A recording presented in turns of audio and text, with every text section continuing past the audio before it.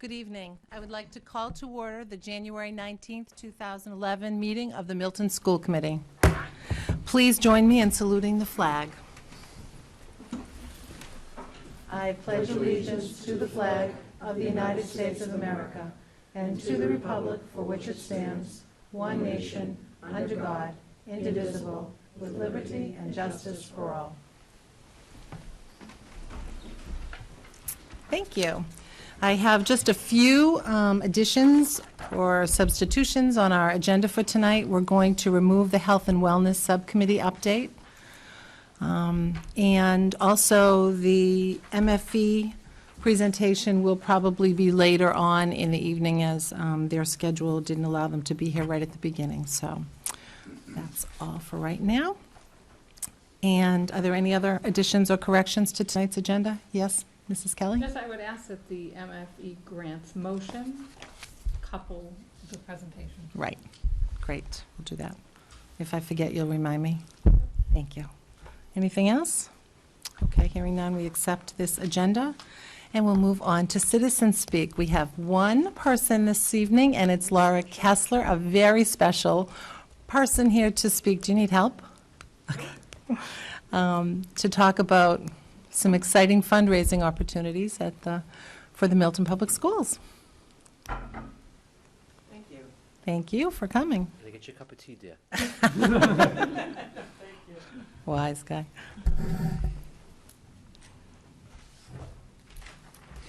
Kristen Bagley-Jones had a prior commitment this evening, was unable to attend, or she would be here with me to join and announce the Milton High School 2011 Walkathon, which is scheduled for February the 12th. It's a Saturday at our Copeland Field House from 1 to 4 in the afternoon.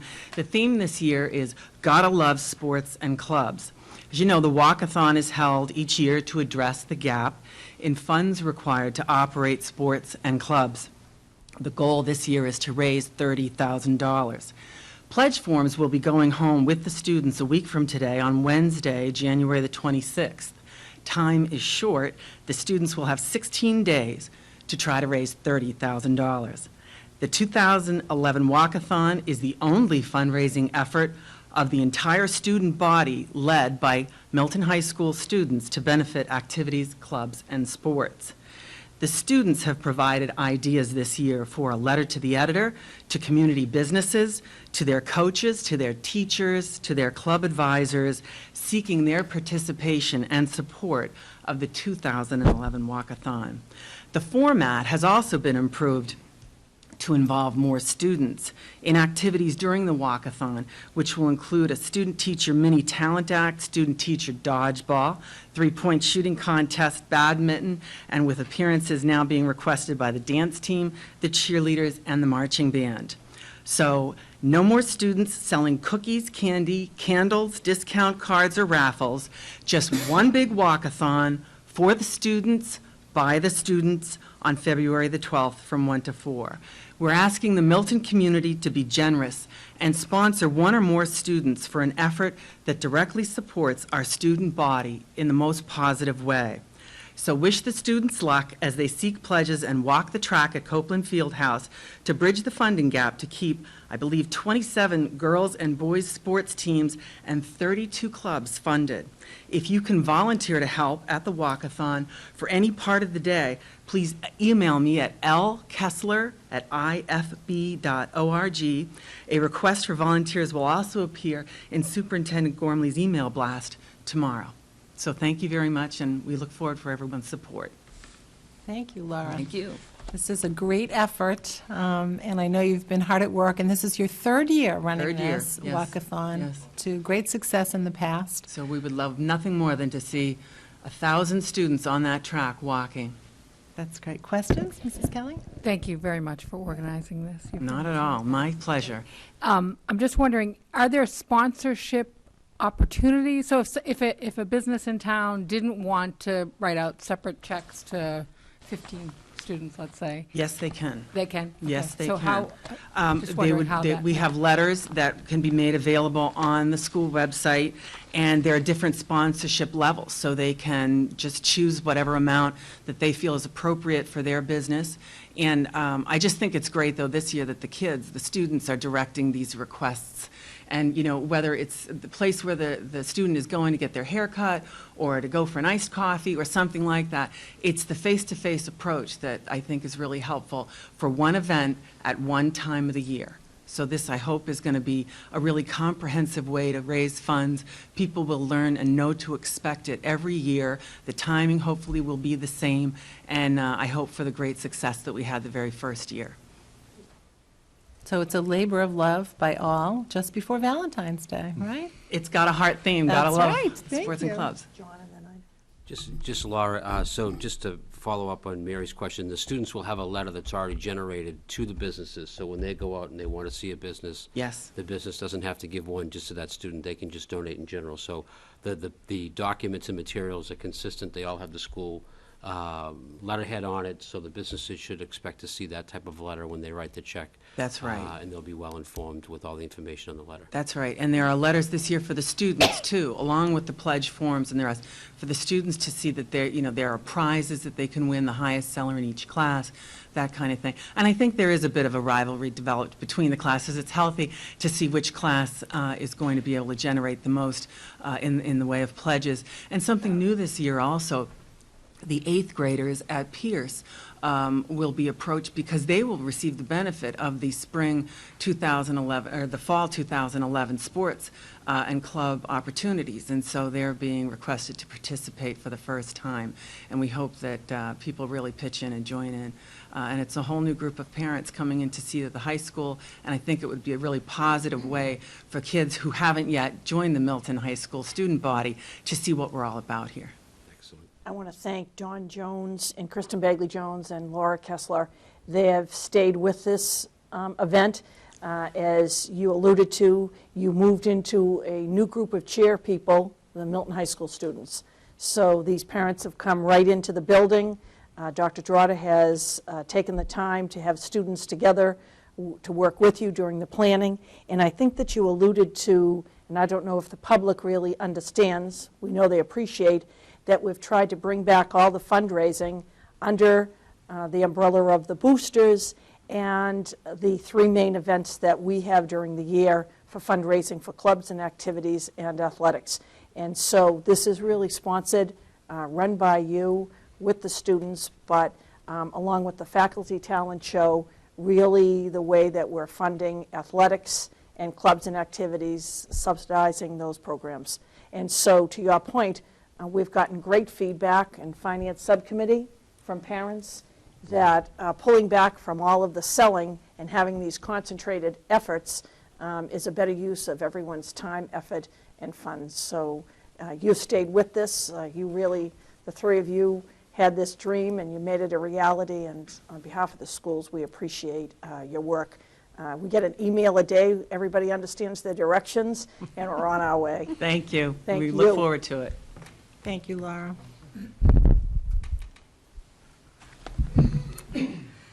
At this time, I will entertain a motion to approve the minutes of the November 3rd Milton School Committee meeting. Let's move it in second, and then we'll make additions. So are there any additions or corrections? Just had a correction on this, Madam Chairman. I was missing that night, Mm-hmm. and I noticed that there were 2 votes taken that totaled 6, which should total 5. Absolutely. Thank you for that clarification. And in that same light, under the field trip approval, there was no one listed for the move and the second? Any recollection of who moved that? Mr. Pavlicek?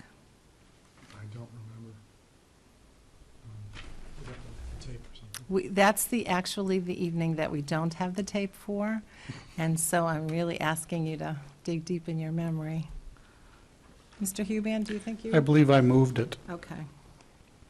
I likely seconded it. What page you on? I'm sorry, I'm good. Okay, just the second page, under the field trip approval. Okay, got it. So there were no names listed there. So we'll say that Mr. Huban made the motion and Mr. Pavlicek I believe I did. seconded. And the vote should read 4-1-0. Zero.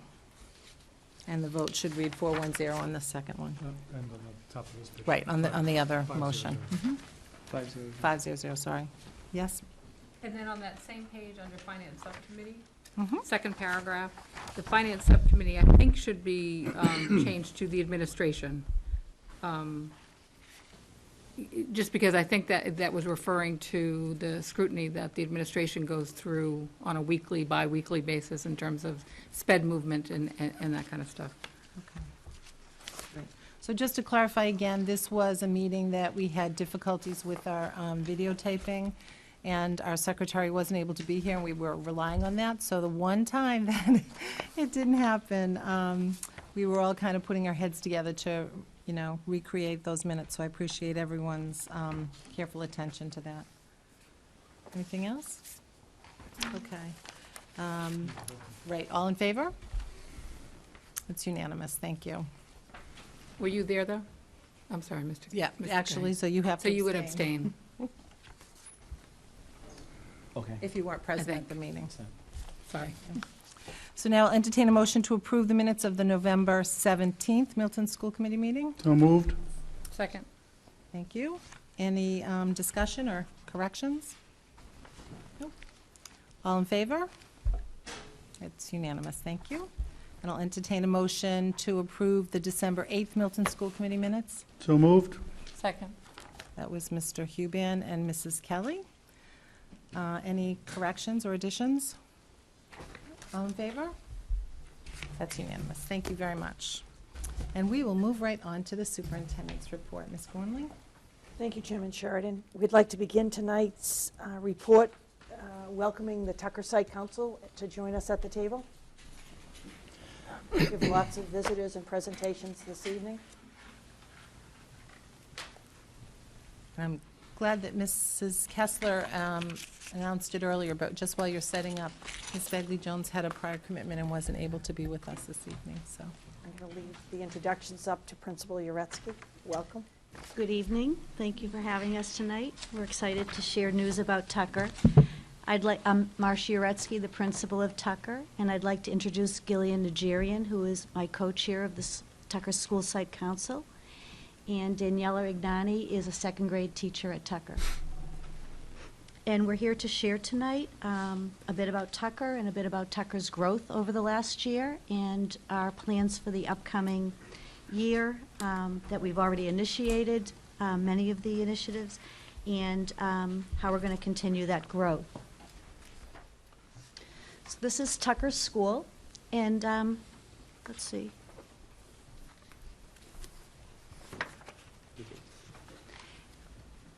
Tucker School is a special place, and these are some of our Tucker students, and what we foster is our Tucker pride. These are students. At Tucker, we say we grow student leaders, and these are some of the leaders over the last year with our Student Leadership Awards, our Future Problem Solvers last year who went to the state, our students who won the Science Poetry Contest, and one of our second graders who led a school initiative collecting money for Haiti last year after the earthquake. So just a few of the Tucker leaders. Tucker is a very diverse school in Milton. 43.5% of our students are African American. We also have a large low-income population. Our low-income population at Tucker has grown in the last 5 years from 13% to 30%. So we do service a wide range of students and different student needs. And we're a small school in Milton. This year we have 364 students, actually 366 students as of today. So every student counts, and that's how we look at it. Every third grade student, every percentage point is 1.75 children in third grade. In fifth grade, every percentage point is real 2.4 children. So they're real children, so every child matters. And every child counts in our numbers. And so what we do is we're fostering a philosophy of personal best. We want to take every student from where they're at and grow them forward. Last year, in English Language Arts, we did not make our AYP number. We were down by 0.5%. So in Tucker numbers, that's about 3 to 5 children. So we're walking that line of just having a few children each year, and depending on the demographics that year of the children that we have, we're teetering that line. In math, we did make our AYP, and that was a big success story. We really pushed math last year in a lot of our initiatives. We also made AYP for all our subgroups, and for our African American population, it was the first time in math that we've made AYP, so we're very proud of that. This is the traditional way that the state has measured progress. Actually, I'm going to go back one. The AYP is the traditional way that the state has measured progress. Student growth percentile is the new way state is measuring progress. And you can see that Tucker is way over on the right-hand side. We're considered a high-performing school. We're above that red line. And our growth in ELA was at 78th percentile. So we showed enormous growth in English Language Arts last year, and that was mimicked in math. We were at the 80th percentile in math for student growth, which was very high in the state. And I knew that statistically that had to be very high. In science, again, we're moving in the right direction. In terms of advanced and proficient, our numbers, we keep pushing the students up into proficient. And one of our goals last year in our site council was to move kids from proficient into advanced. We weren't getting enough students into those top categories, so we really strived for that last year. Ms. Uretsky, just for the viewing public, if you would, if you have a pointer, indicate 2009 and show how we group advanced and proficient together. Yes, in 2009, 10% of our students were in advanced, and in 2010, 30% of our students were in advanced in science. A lot of that we're going to attribute to our WISP fellowships, the collaboration that we have with the University of Massachusetts, and also of our ELA and writing initiatives that we've done across Tucker has really improved both the ELA scores and the science scores. This is what the growth model looks like in a cohort of students. These are the same fourth graders in 2009 moving into 2010. And you can see here that we grew from 2% of our students, fourth graders, in advanced to 46% of our fifth graders in advanced in ELA. That's phenomenal growth that we're very proud of, which was surprising when we didn't make AYP in ELA. Why was that? Well, we learned that students don't get more points going from proficient to advanced. So we do need to do a better job in moving some of our needs improvement students forward, which we did in this cohort very well. The negative 21 is because these students bumped to proficient. The negative 18 is because they bumped to advanced. Are these the same students that are being measured, or is it the cohort of grade 4? This is the versus same cohort students. It's the same fourth graders who then became Got it. That's phenomenal. phenomenal. And to go from 7% to 3 and warning. That, I always call it directionality. You want the advanced to increase, We want to bump them, and you bump want them, the bump them. warning to decrease. In math, we had an increase of 45% in terms of students moving from advanced from 10% in 2009, same students, to 55% in advanced. And again, you can see that bumping from warning to needs improvement to proficient. We're growing our students forward. That's our goal. I think this table recognizes, and it should be noted, that we always talk about what can we do for our students who aren't performing and what kind of supports can we put in place, and the Tucker does a great job with morning math and homework clubs, and but there also speaks to that every group of students, i.e., if you want to put them in performance groups, needs to be challenged and engaged and moved forward. And this really demonstrates that every single group of students is moving forward with the highest in that proficient to advanced group, which I think is fantastic, and it really shows a high level of rigor and expectation at the Tucker, and I think that that's, that's great. Thank Great you. And that's data. one of the things the site council found last year, was we were doing a good job with our students moving from warning to needs improvement, but we weren't getting enough of our students from proficient into advanced. And our goal was personal best. No matter where you're at, no matter how high you're performing, we want to move kids forward. I know this is blurry, but this is very, very exciting news. So in some obscure database on the DOE website, I knew our growth was phenomenal. Statistically phenomenal. Of grade 5 students, this shows all grade 5 students across the state, and there are 1,146 elementary schools in the state of Massachusetts. Tucker is grade 5. Our 5th graders were first in the state in growth in Massachusetts. That is amazing. Tucker 5th graders in ELA were 5th in the state in student growth in Massachusetts. That's over 1,100 schools. And Tucker as a school was tied for 13th place in the state in terms of our student growth last year, which is very exciting news. Mrs. Nguyen, one of our 5th grade teachers, she says the students have to develop the mindset, the determination that they can do it. I know they can. And the students believe her because she can say that. So Danielle is going to talk about some of the practices that we've engaged in Tucker to help that growth move forward. So some of the practices that support this growth are the following.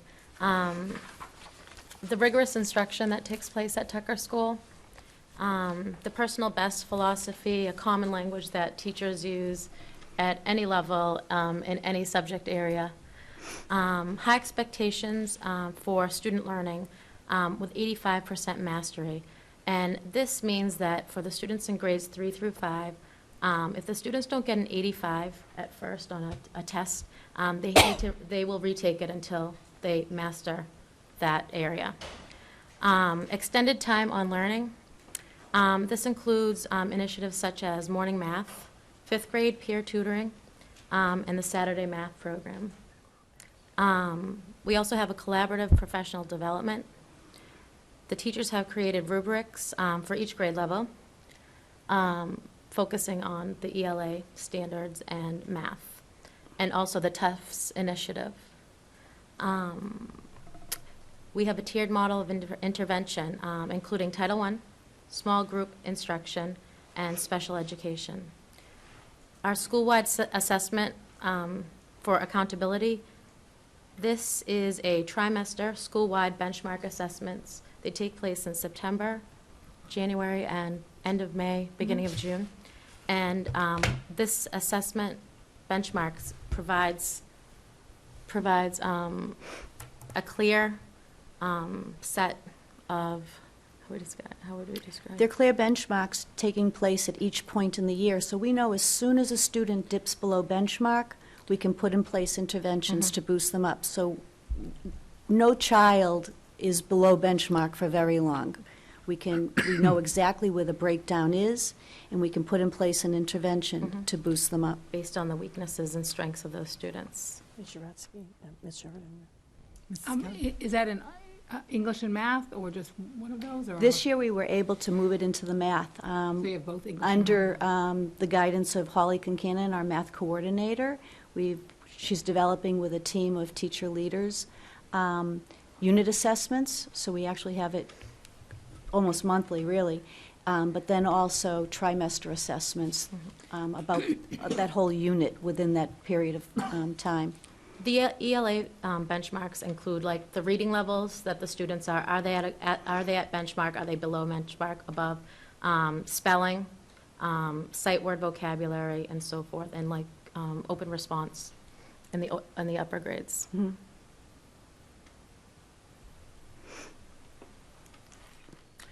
At a glance, through the collaborative work and the school-wide efforts to impact instruction, we made AYP in math. We increased overall student to 80% SGP. We significantly increased the number of students from proficient to advanced, which were the goals of our last year's school-wide improvement plan. We increased open response and long composition scores. This is a school-wide effort for open response using the rubrics created, and significantly increased proficiency in targeted standards previously identified as weak, particularly in math after a review of those weak areas in need that were reflected in the MCAS data from the previous year.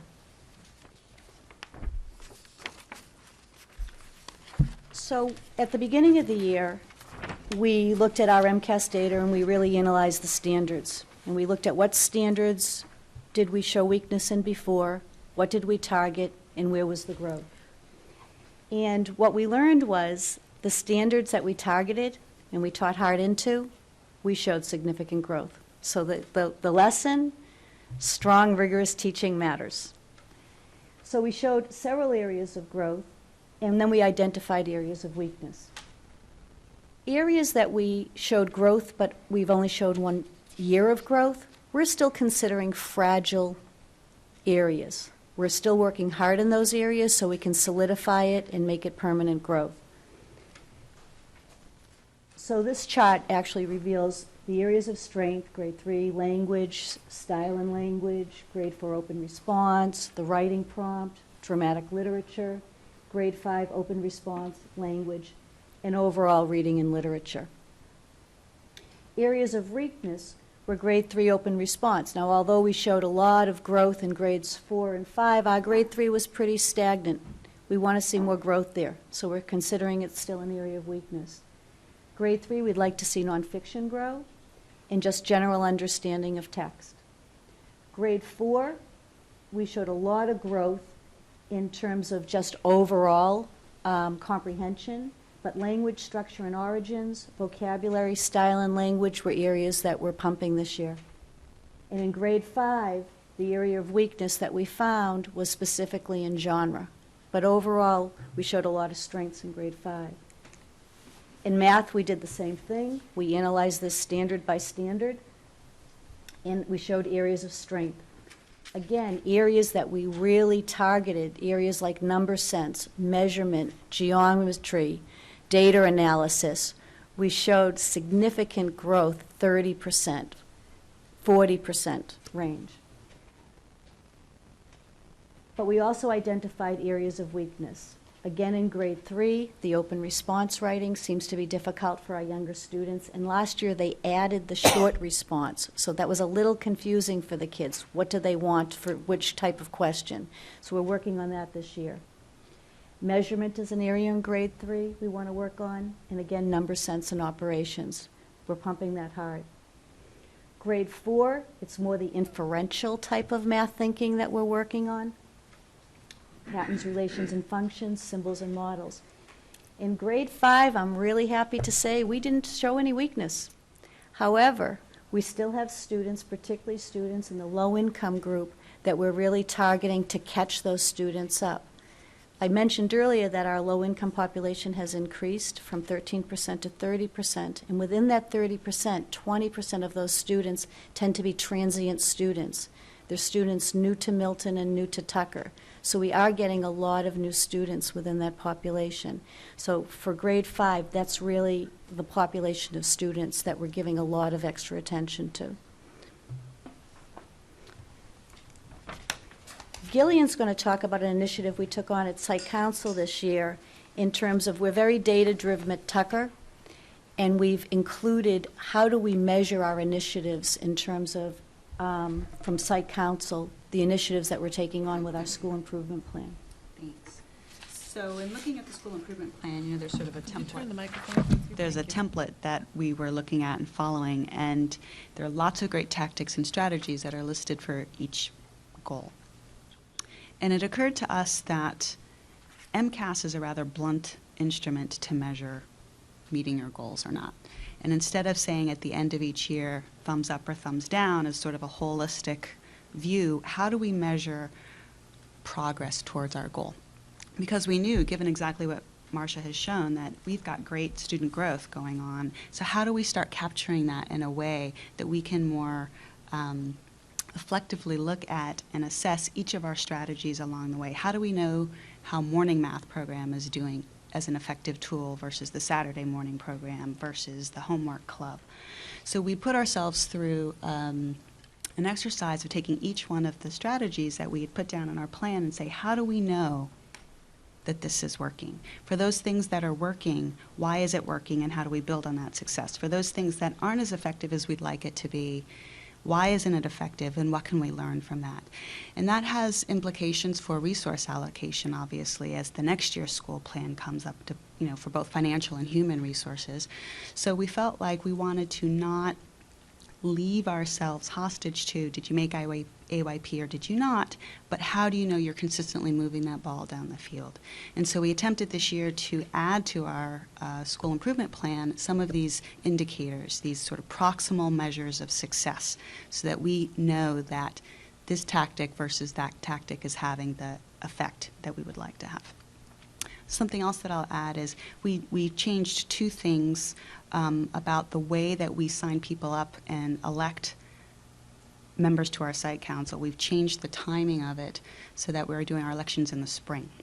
And what that will allow us to do is to have new members have the time to get fully engaged in the development of the strategic plan each year, as opposed to starting it in the fall with new members when we're already sort of catching up on trying to get a handle on this plan.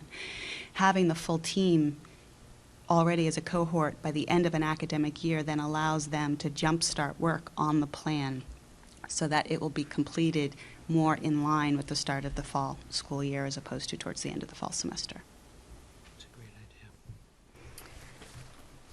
So you have a copy of our complete school improvement plan, and you'll see on it, near all the performance indicators, something called a benchmark indicator, and that's what Gillian was referring to. It's our first attempt to say, are these programs working? Are these initiatives working? And this is kind of the highlights of that plan. In terms of student achievement, we're continuing to align our instruction with the standards. Targeted instruction. We want students to meet grade level standards.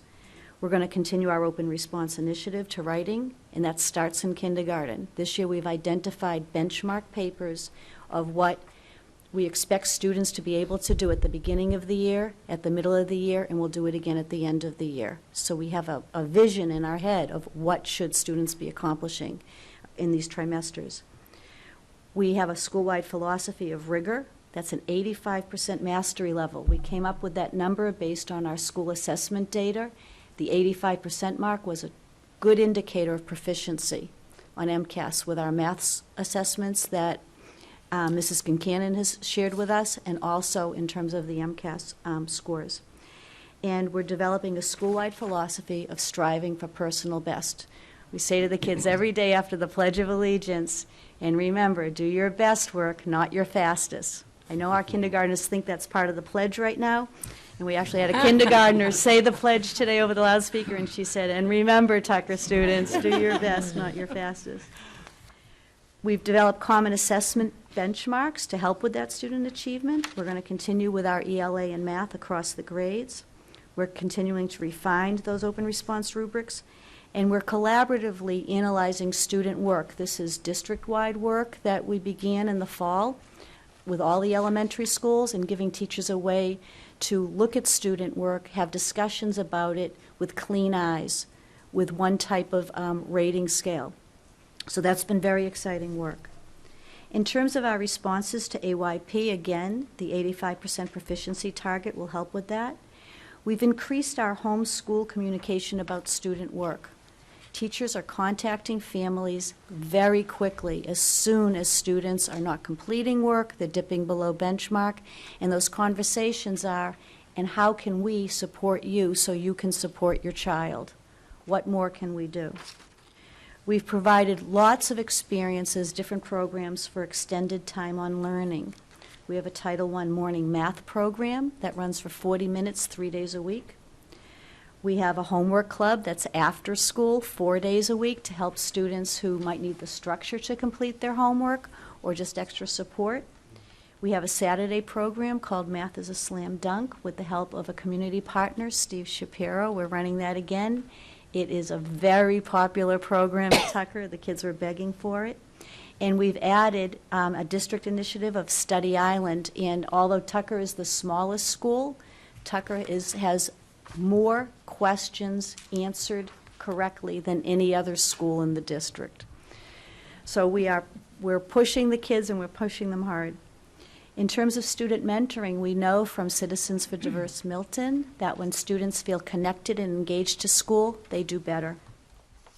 So we have a student support team that provides wraparound services for students and families that need that support. Through the Diversity Committee, we're formalizing our teacher mentoring program. And we're piloting a new program with Pierce Middle School called Youth Builders, where 8th graders are being trained to be mentors with our 3rd graders, which we're hoping will continue over the years. So they'll be with them with 8th grade, 9th grade, 10th grade, and they'll continue. And then our Tucker students will grow up to be peer mentors. And we continually build and celebrate opportunities for student leadership. Today we had our monthly leadership awards ceremony, and we had a special award with Amani Smith, who's one of our 5th grade students, and she got a special award for the Saturday math program that's being filmed here at the high school. It's Mrs. M's Mad Math program. And on local cable. And Amani was there early every time. She supported her team. She participated fully, and she got an achievement award for participating in that program today. Gillian's going to talk a bit about the student, school, parent, and community involvement piece that we've initiated. For the viewing public, Ms. Shuretsky, will you go to the last slide? Thanks. Thank you. And this will be on the web tomorrow. Yes. So we've had a category in our school improvement plan for a couple of years now about how to engage parents. I think all of us in this room certainly appreciate the fact that we have to do more than just attend to the school environment and the classroom environment to affect student achievement, but we also have to attend to the broader environment of relationships that our kids find themselves in, starting with the family, obviously, but it's also the broader Milton community. So we have upped the ante, if you will, on trying to get parents involved, not just the numbers of parents involved, but the kinds of parents involved, and making sure that the parents who are taking leadership roles are more reflective of the diversity of the school. And we have obviously worked on information campaigns to them, but also thinking more specifically about the tools that some families might need that they don't realize that they could take advantage of to help their students' success. A new category that we've added to the plan this year is about the community. I think any of us who have been privileged to be a proud Tucker family knows about the successes and the great student environment there. And then the way that the teachers and the administrators pull out all the stops to provide a great community for our kids. But honestly, that's not the image that Tucker has in the broader Milton community. And some of us on the site council have formed a subcommittee and are going to be working with a parent at Tucker who works on branding and marketing to construct a branding campaign for the Tucker school. I mean, there are stories about Tucker that get into the Milton Times, but not all of the great work at Tucker is necessarily focused in the Milton Times, and we would like to see what we can do about that. The fact that the valedictorian and the salutatorian last year were both Tucker students, the fact that the only 2 7th graders invited to participate in the peer mediation program are Tucker students, the fact that the Tucker Future Problem Solving team, went to the state. These are great stories, and, despite the fact that the stories make it into the Times, it's competing against the dominant frame that people already have in their heads. And so we as a community would like to take on that issue and have actually put it into our school improvement plan. Mr. Cohane? Would part of your parent involvement mean bringing parents into the classroom to help out? Yes, there are lots of volunteer opportunities that exist. I think we tend to have a fairly consistent group that comes in, and we would like to diversify that pool. One of the ways we found to diversify that pool is highlighting the students' own achievements and inviting families in multiple times over the year to share author studies, publication parties, different successes of the students so they can celebrate their children as well. And I just have one more question. You're striving for 85% mastery level. How often are you going to assess this? In grades 3 through 5, anytime they take an assessment, whether it's a math assessment, a science assessment, a spelling test, these are weekly tests, we look for that 85%. Our goal is that the students will learn the materials. It's not about the grade. We want them to develop a sense of mastery in whatever they're learning, so they own the knowledge. So that 85% is just what we do. It's across any type of test that they're taking in their regular classroom experience. So that won't be just a number you'll give us for the whole year. It'll be on a weekly basis or a monthly basis? It's for that student for each assessment that they're taking. But the goal is learn the material. And as a parent, I can attest that if your child does not get an 85, it comes home for your signature, so that you have to see what it is that they are not quite making that mark, so that you can support them at home. In between those two tests, they don't get the same exact test again. The teacher does small group instruction to build whatever the weakness is within the students.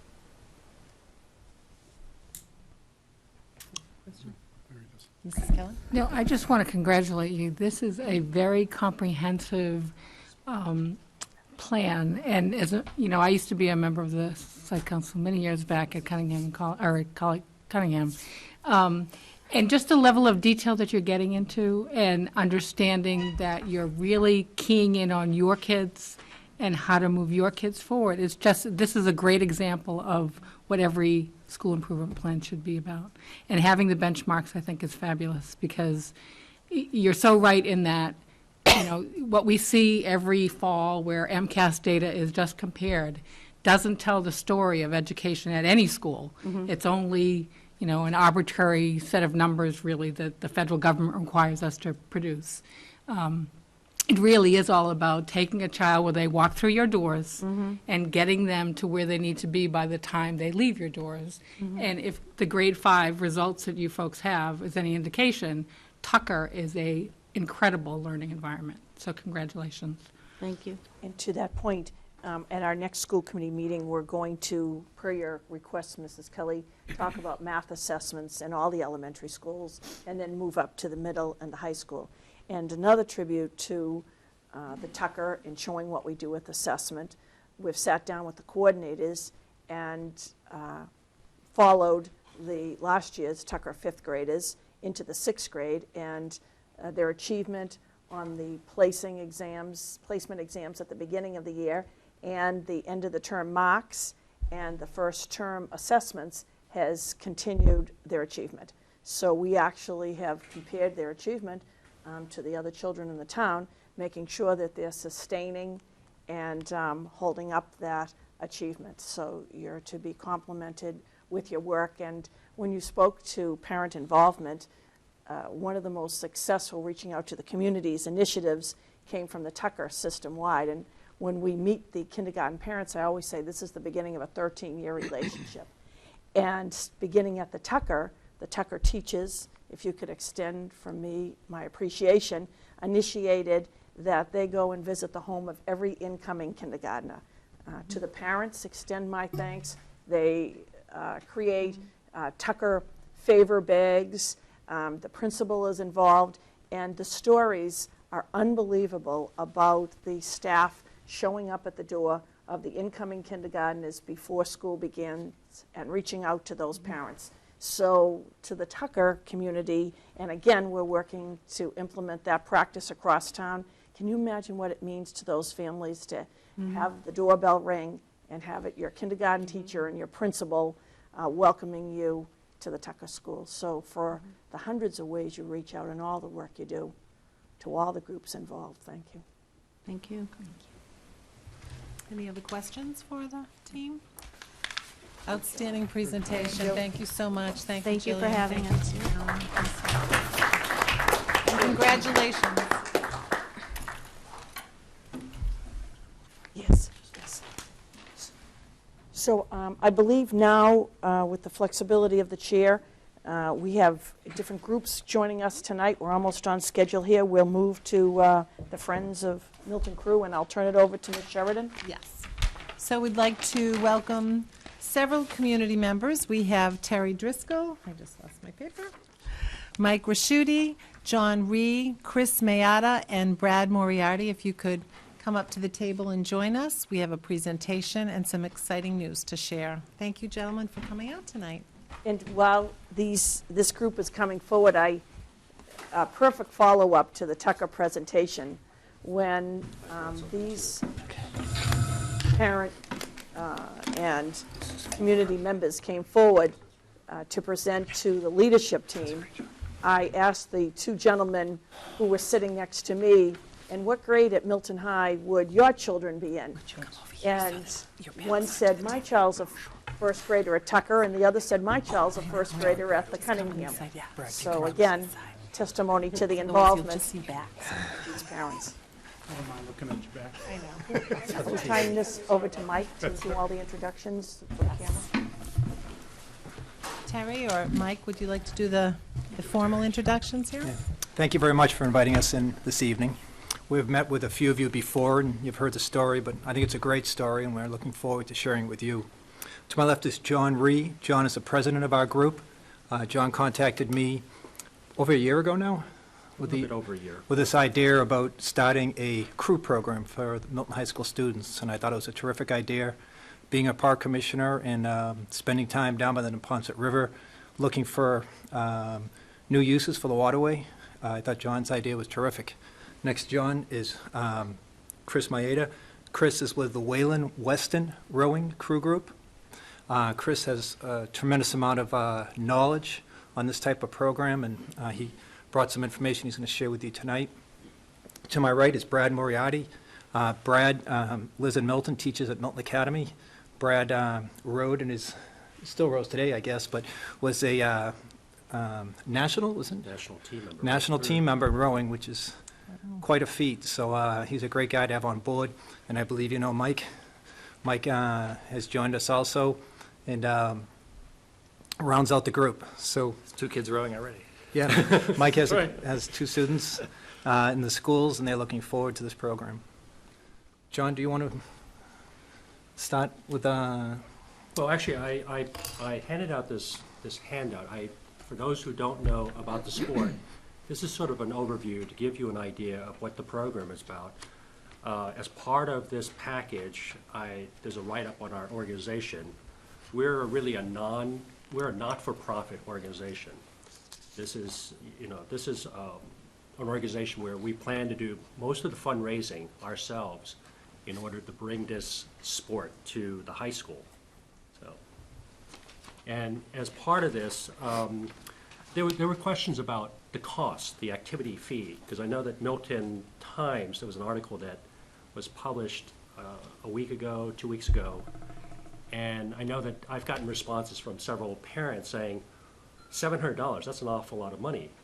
So one of the things that we wanted to cover tonight was to go over sort of how we came up with this number. $700 can be adjustable depending on how many students we can recruit. You know, the thing is, we're trying to make this as affordable to the kids in town. And, you know, ideally, we'd like to bring it down to 500 or 300. But initially, we're looking at, you know, this is a brand-new program we're starting. So there's going to be initial costs involved. I think once the program matures, that cost should, you know, you should see a decrease in that cost over time, so. Yeah, our goal is to fundraise, purchase the boats ourselves, hire the coaches ourselves,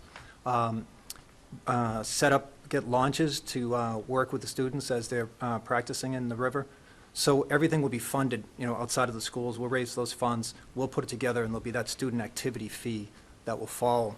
As I mentioned, Chris had set up the same type of program in Wayland Weston. And can you tell us a little bit about that, Chris?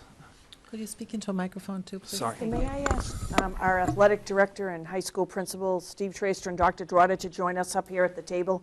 They've been in other presentations and supportive, just in case there were any questions of them. And our expert advisor now, Chris. Sure.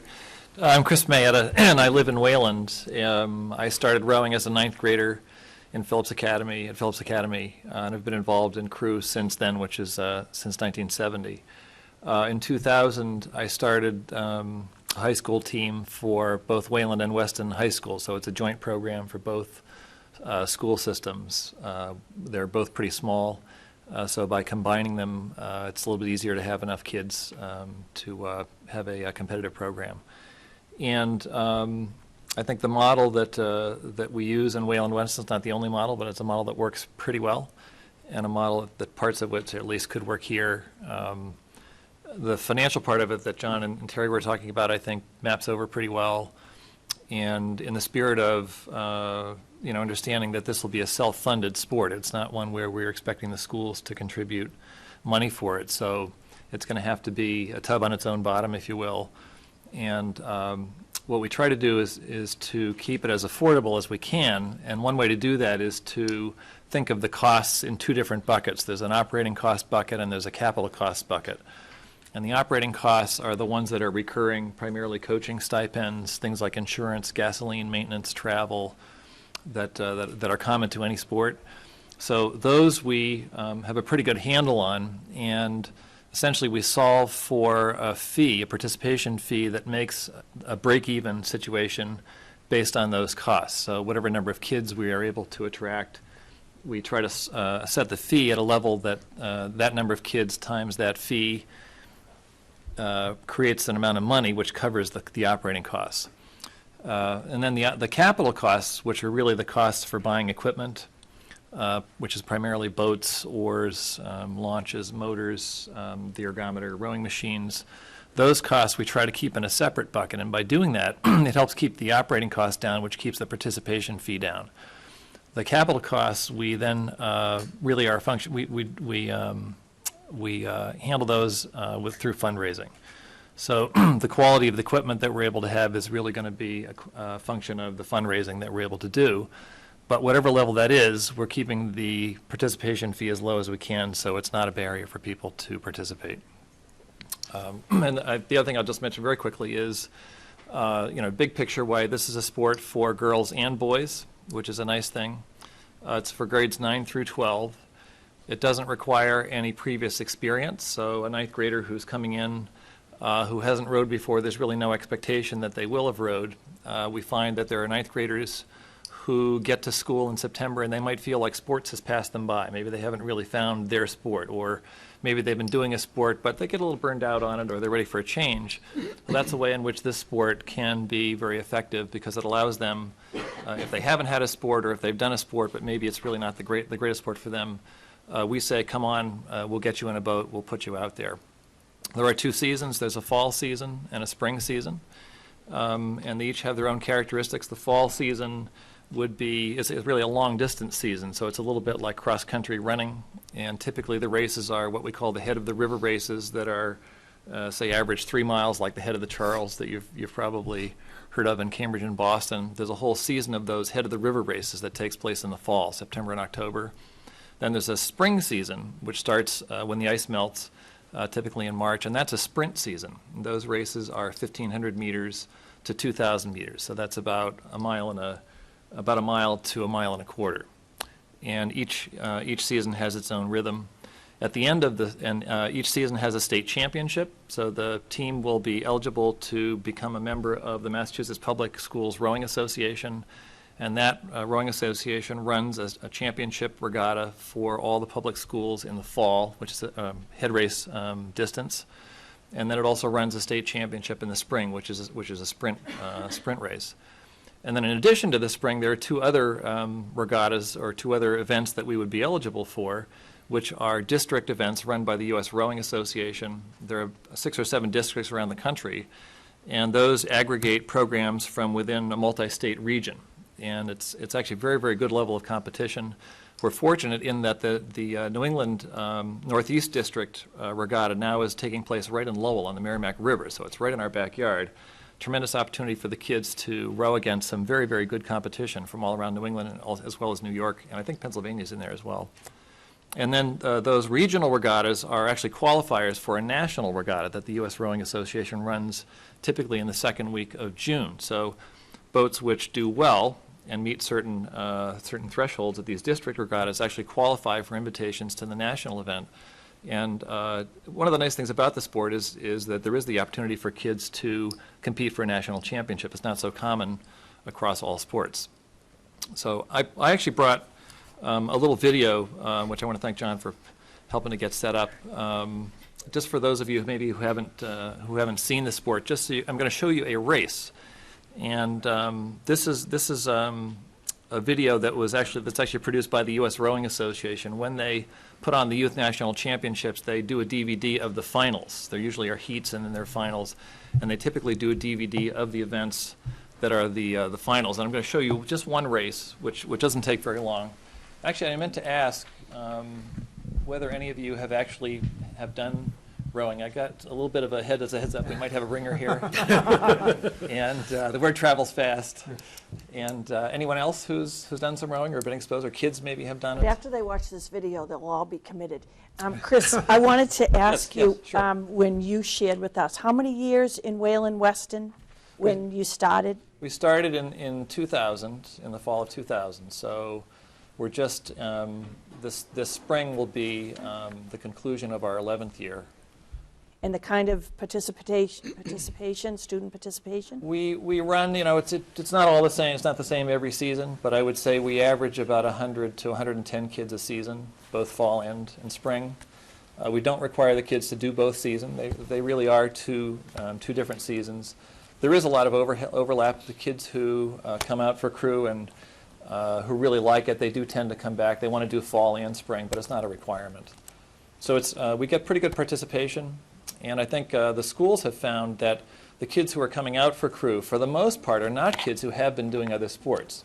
There was a little concern early on, you're going to pull kids off a lacrosse team, or someone's going to leave cross country or football. It doesn't really happen. There are exceptions, but it doesn't really happen that way. Typically, we're getting kids who are on the sidelines, who haven't been doing a sport, or maybe they were doing a sport, but they've kind of peaked and they're maybe tired of it.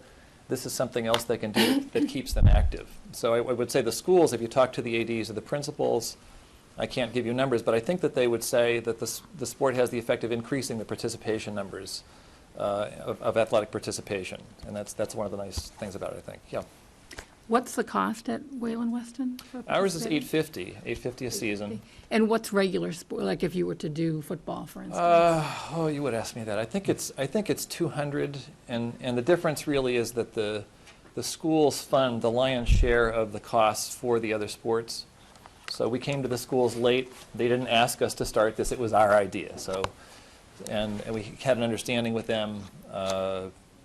We'll try to do this off the books. So that's really the way it works. Chris, can you mention how you subsidize kids who can't afford that $850? Yeah, we try to make it so that that it's need blind, if you will, that the signing up for the sport is need blind. And there are kids who need some help, and that can vary depending on how the parents are doing. The economy is what it is, so there's some difficult times out there. We try to actually have the crew fee at a level so that there's a little bit of a cushion in there. If we looked at all of our operating costs, the crew fee actually covers a little bit more than all the operating costs. And then we use that cushion for scholarships. So if someone is having a problem with part or all of the crew fee, on a quiet basis, we try to make it possible so that they can ride. I don't think we've ever turned anybody away. Dennis had a question? And again, on the money, is it a certain amount of dollars per season, or is it for the whole year? It's per season. So ours is $850 per season. And of the $850, one of the ways we get there is we use a town facility, which is a town beach that we have, and that's under the purview of the recreation department. They have a series of participation fees across all sports, whether it's soccer or lacrosse, anything that uses town facilities. We're no different in that respect, and the fee, picked right off of the list is $45 per kid per season. So if you back that out, one way to look at it might be that our fee might be $805, and there's $45 in there, which goes directly over to the town for the use of the beach. And how much are you expecting to charge in Milton? Well, I think we're trying to make the budget work at 700. And if we showed you a pie chart of all the costs that go into it, which you know, Steve would recognize right away, the biggest thing is coaching. It's the biggest determinant of the quality of the experience for the kids. It's the most important cost really that there is, and that's the lion's share of the operating costs. So when you build it all up, that's kind of, I think that's a level that we think we can get to work. We'll be feeling our way along a little bit, but I'll just say for myself, having had some exposure to this, I'm pretty comfortable that we can get it to work. I think it will float at that level. And then you see what inflation does. And No pun intended. right, exactly, no pun intended. Also, I think there's a way in which we try to calibrate the coaching stipends based on the coaching stipends that already exist within the school system. So there's some very good information available on the school website. We can see where the basketball coaches are. We can see where the soccer coaches are. Their seasons may differ in certain respects. Some of those seasons are pretty long. The football team, you know, if they make it into the playoffs, can go past Thanksgiving in the fall. We know those guys put in a ton of work. So we try to use that as a guideline to calibrate where we're setting the coaching stipends. And there's also there's a market of crew coaching out there, and we try to be you know, competitive in that world as well. So. And I'm just asking a question that Mrs. Kelly asked the other morning. What about insurance? How is everybody covered? We're in favor of it. So the way it works is actually pretty nice. The U.S. Rowing Association is the parent governing body for the sport of amateur rowing in the U.S., which is the only kind of rowing there is today. And so we're a member, as an organization, we're an organizational member of the U.S. Rowing Association. And one of the benefits of that is that it entitles us to buy insurance through the U.S. Rowing Association. They have a very good risk management program. And it has basically 3 legs to it. One leg is that they require all of their participating members to use a liability waiver. So all the kids are required to sign a liability waiver as a condition of participating on the team. Secondly, they have some operating procedures that are pretty well honed over the years. And they're designed to reduce risk. They're risk management procedures that just make sure that we're operating as safely as possible. And then the third piece, which speaks to your point, is that we are eligible to buy insurance coverage through insurers that are selected by U.S. Rowing. Every few years they put it out to bid. And the way they do it is by aggregating all of the members of U.S. Rowing across the country, they're able to put that out to bid to underwriters and say, look, we're prepared to deliver you, in effect, a big pool of users, of insureds, and it's a pretty nice piece of business, actually. So we are able to get liability insurance. We're able to get coverage for the equipment itself. There's an umbrella piece of the liability coverage that we're able to get. So it's actually, when you put it all together, it's a pretty good package. So just one more. So if the students are going to sign a liability waiver, what does it cover? It essentially covers the activity that they're doing while they're under our purview, if you will. So when they're doing something which is an official team activity, they just acknowledge that there is some inherent risk, as there would be in wrestling or football or whatever, and it just says that they acknowledge that, and they waive liability for those sort of known risks. And could you share your experience? I thought it was very interesting about the equipment and the shells and the local universities, how fortunate we are in procuring perhaps used shells from. Sure. In fact, that's something John has been working on a lot. One of the great things about doing this here in the Boston area is this is one of the, say, epicenters for the sport of rowing within, really, worldwide. So we have colleges here with excellent rowing programs. We have clubs here with excellent rowing programs. We have a lot of schools here who are already rowing. And that means that there's a pretty good installed base, if you will, of equipment that's out there in these boathouses. And equipment changes hands. So if we went over to the Harvard Boathouse and walked through, they would have various vintages of equipment, whether it's the big boats, which are the 8s, or the smaller boats. And they're constantly rotating this equipment through their inventories. when they rotate it out, it doesn't necessarily mean that it's end of life. It might just mean that for a Division I college program, that equipment maybe isn't quite as competitive as they want it to be. But it might be great for somebody like us if we can get it for the right weight class of rowers. So one of the great things about being here is there's a pretty good market for used equipment. And John has been out there already turning over a lot of stones to begin to source equipment. Used equipment is a good way for a startup program to go because it can be, a money saver. And in fact, when the kids are first starting, they don't have to be in the Olympic class equipment. They can do very, very well with something that maybe a college is not using or another high school is not using. So and then the same thing really holds true of the coaching. If we were starting this program in the middle of, I don't know, Alabama or a place that wasn't quite so rowing-centric, it would be a challenge to find coaches. This is something that Brad's already working on because it's really his strength as a former coach himself and as an excellent rower. But there's a pool of people in this area who have rowing backgrounds, who know what the sport does for kids and who are excited about it, and who, given a chance to create that experience for kids, come out of the woodwork to help to make it happen. So that's another good thing.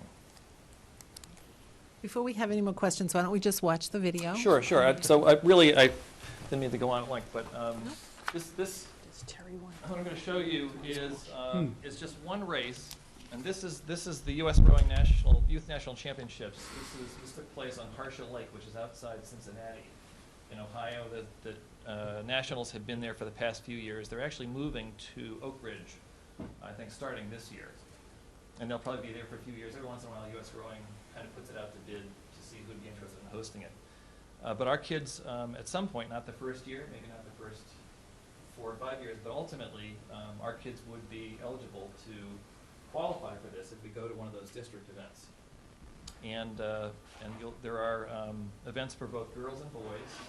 There are all different size boats. So there are the 8s, which you'll see that actually seat 9 people. There's a coxswain plus 8 people rowing. Those are the fastest boats.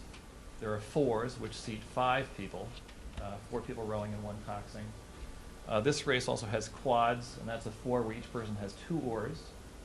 I know there are doubles in this. That's a 2-person boat, no coxswain, each person has 2 oars. And there are singles, and I forget whether there are pairs in this. I think there are actually pairs in this. So it's a it runs the complete gamut of boat types that exist that are used for competition. And the race I'm going to show you is a race that we happen to be in. We didn't win it. But it's the Wayland. You'll see Wayland Weston. Just envision Milton when you see Wayland Weston. And this is what's called lightweight women's 8. So these are women who as there is in wrestling. There are a couple weight categories, and the idea is to make it fair so that people maybe who aren't so big can still have fun and compete. And so there are 2 different weight levels. So these are our lightweight women, and the weight limit I think is 135 for a lightweight woman for this event. So they all have the maximum that anyone can be in the boat who is a rower is 135 pounds. There's a different weight for a coxswain, and I wrote this down, and it's 110 for a female coxswain. So Actually, I think that number's higher. They said that they couldn't get coxswains at that weight. Some resource.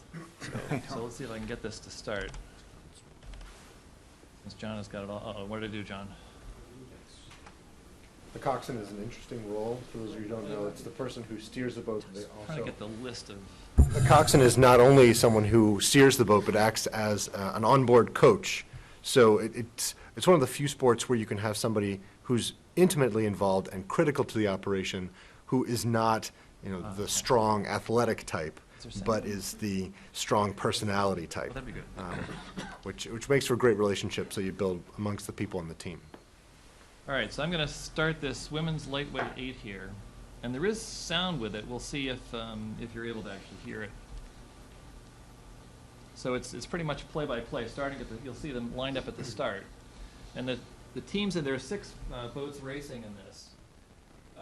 Only 2 of them, one of which is Wayland Weston, only 2 really are school-specific, and the other ones are more like club teams, like community rowing in Newton, which is very well known. The teams which draw from a larger geographic area, maybe 25 or 30 schools, they're almost like all-star teams. So for us to be in a race like this as just little Wayland Weston was kind of cool. That's a big help, thanks. That's it. Maybe you could put the microphone down there. West side. Community. Los Gatos. NorCal. Mount St. Joe.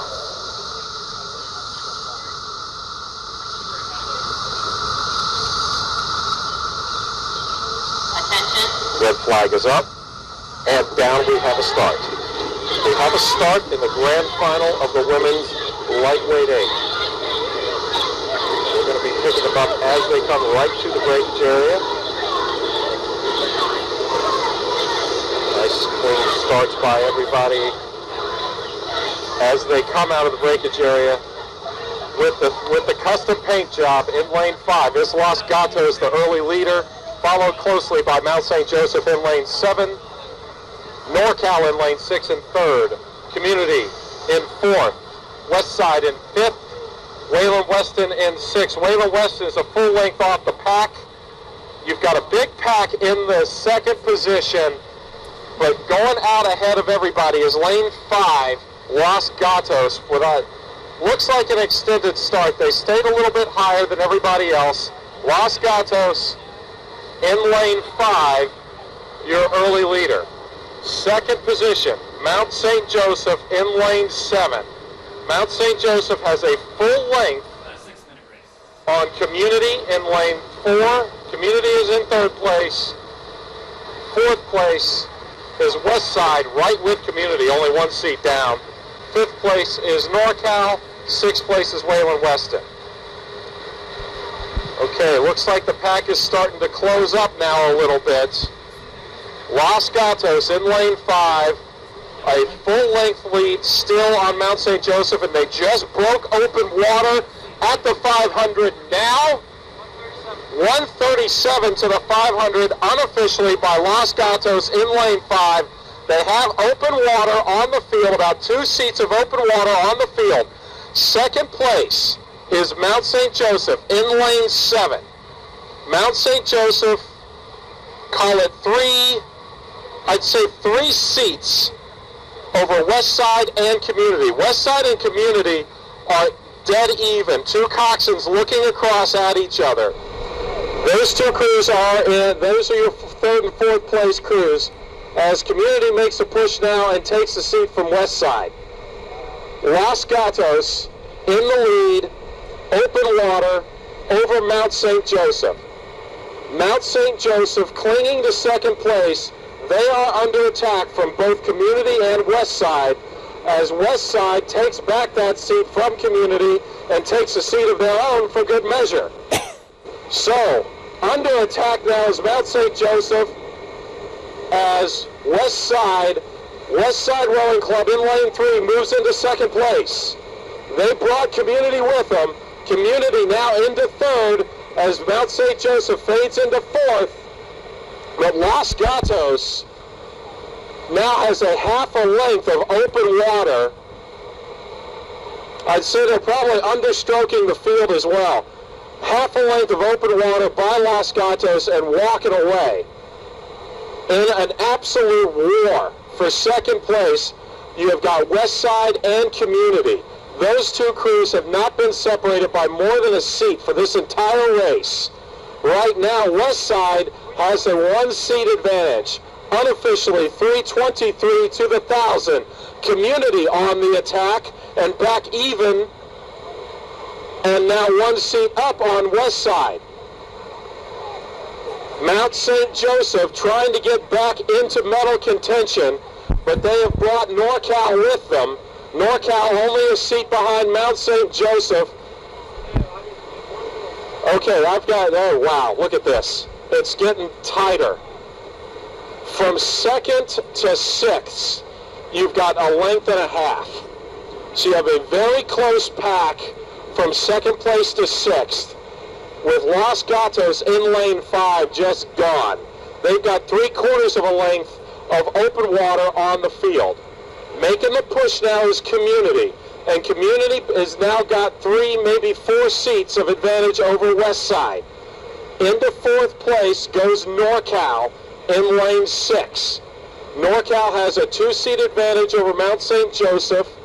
Mount St. Joseph is maybe about 3 or 4 seats up on Wayland Weston out in lane 2. Los Gatos, a full length of open water now over Community.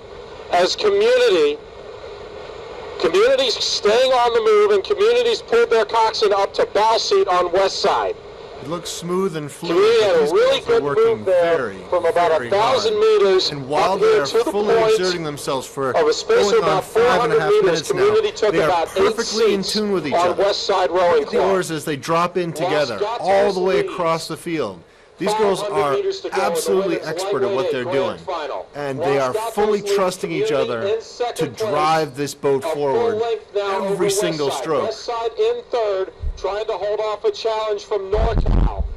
There's really nothing fourth, quite like about it. 3 or 4 You're in the seats process back. of sitting in one of these Fifth boats, place, Mount driving St. it along Joseph. Sixth faster place, than the other Wayland people out Weston. there. Los Gatos That boat they're in is leading 60 plus a feet long and weighs 1.5 barely length more than 2 of them. an 8 of open water between them and Community. Community Rowing in lane 4 has broken open water on West Side. Community Rowing has about a seat of open water on West Side crew. West Side has a half a length advantage over NorCal. West Side in third, NorCal fourth. Now into fifth goes Wayland Weston as Mount St. Joseph is in sixth. Los Gatos understroking the field and now lifting as they approach the 250-meter buoys. Los Gatos, half a length of open water over Community.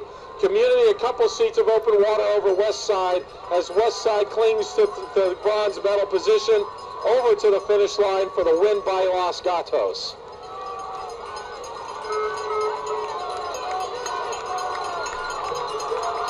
That was dominating.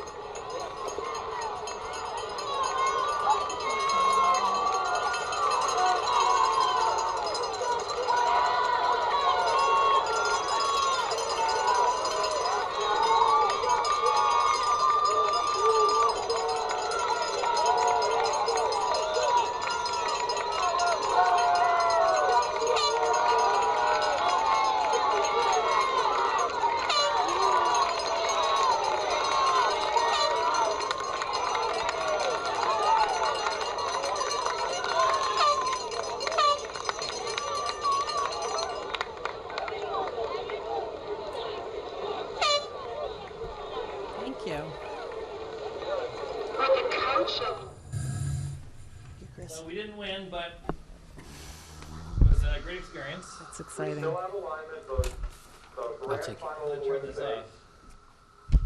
Green lane with a hand in the air. Thanks. We're going to a countdown start. So now if we could hear a little more of the specifics about the Milton program Back to back, Sure. that you're proposing?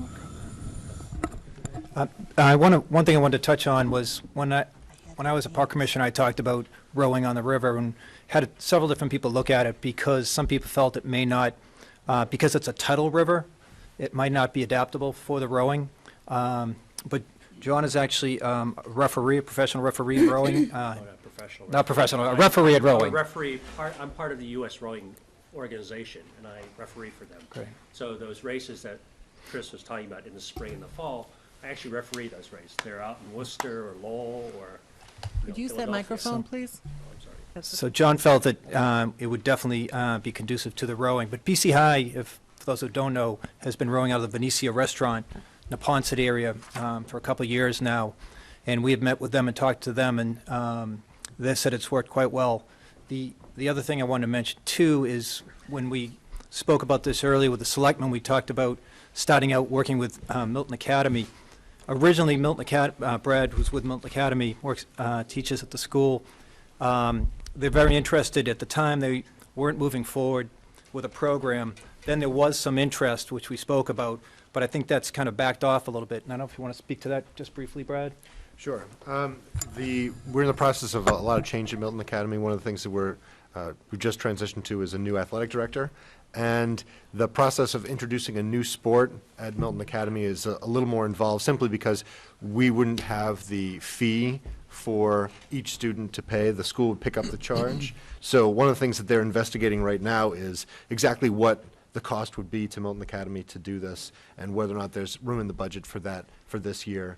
And then, once that has been analyzed and is determined, then we'll move forward with the process of starting a new sport altogether. But I know that the head of school has expressed enthusiasm, the new athletic director has expressed enthusiasm. We have a whole group of parents who are excited about it. We have myself, of course, and then a number of other faculty members who have been coaches and rowers in the past. So I think that it's a matter of going through the steps to make sure that Milton Academy does this right, but the fact that it's happening in our backyard means that, it's almost certain to happen. I don't know if it's going to happen this spring, where we'll be able to start exactly at the same time, but I'm confident that we'll be able to start soon. Yeah, actually, I was going to talk to you about, our intention is to get the boats on the water by spring. Part of this, how this all came about was, I actually worked, not anymore, but I used to work in the State Street complex in Quincy, and my office used to face the Neponset River. And it was kind of funny because I saw these crews rowing, and I was trying to figure out who they were. I didn't realize they were BC High students that were rowing on the Neponset. And so it just struck to me, it came to me, it's like, why, if these kids are rowing on the Neponset, why can't we be rowing on the Neponset? I mean, I'm an active rower. I row on the Charles River, but this is something in our backyard that this is a resource that we could take advantage of. And so this is how this all came about. So before we even got started, what happened was I got in touch with Terry, but also I got in touch with Chris here. And one of the things Chris asked me was, let's see the river. Let's go look and survey the river just to be sure that this is a rowable river. So we actually worked with the harbor master, the Milton Yacht Club harbor master, what's John's last name? I don't know. O'Donnell. And he actually gave both Chris and I a ride on we surveyed the river. And this was at extreme low tide, because we were concerned about the tidal conditions, whether it was rowable or doable. So anyway, Chris went out with me, and, we didn't see any issues. I mean, clearly the water, there was ample water to row on. And these boats don't draw much water. They can sit in like 2 feet of water. 2, maybe 3, it's pretty low. I mean, but anyway, so that's how we sort of started this program. And Chris can tell you that there are a lot of schools that want to start a crew program, but they don't have access to the water. Access to the water is key to this, to starting a program like this. I know, for instance, like Thayer Academy has a rowing program. They're out of Braintree. They don't have a body of water that they can row in. So they've actually started a program, but they bus their kids to Hingham, and they row out of the Hingham Harbor. In our situation, we have water. So one of the things that we wanted to do is try to see if we could prepare the site, the infrastructure, so that we could launch. There is a place in Milton Landing that we've actually looked at as a group that we could row out of. And we've also come up with alternative sites as well. I've actually entered into a conversation or dialogue with DCR. There's a park called the Neponset Park that borders with Granite Avenue and Hilltop, if you're familiar with that. There was a sort of a floating or dock structure that DCR tried to build, but from what I heard was they ran out of funding and it was poorly designed, and they never really got to use that site, they never really got to take advantage of that site. So I actually talked to a woman by the name of Kathy Garnett. She's the project manager for the Neponset River Reservation. She works for DCR. And I approached her with the idea that could we possibly use that park to launch from as an alternative site, if, say, for instance, like Milton Landing is not available to us. And they're very receptive to that idea right now. I actually, before the holidays, I submitted a proposal to use that site as well as a proposal for a grant. And they have what they call a partnership matching grant, where they will match 2 to 1. So if, anyway, I drew up a proposal, and this week they're supposed to make some sort of decision. And I've got my fingers crossed that, they're going to say yes, but they were very receptive to the idea of promoting water activities in the ponds at this particular park. So that's really what our plans are for this spring, to get boats in the water.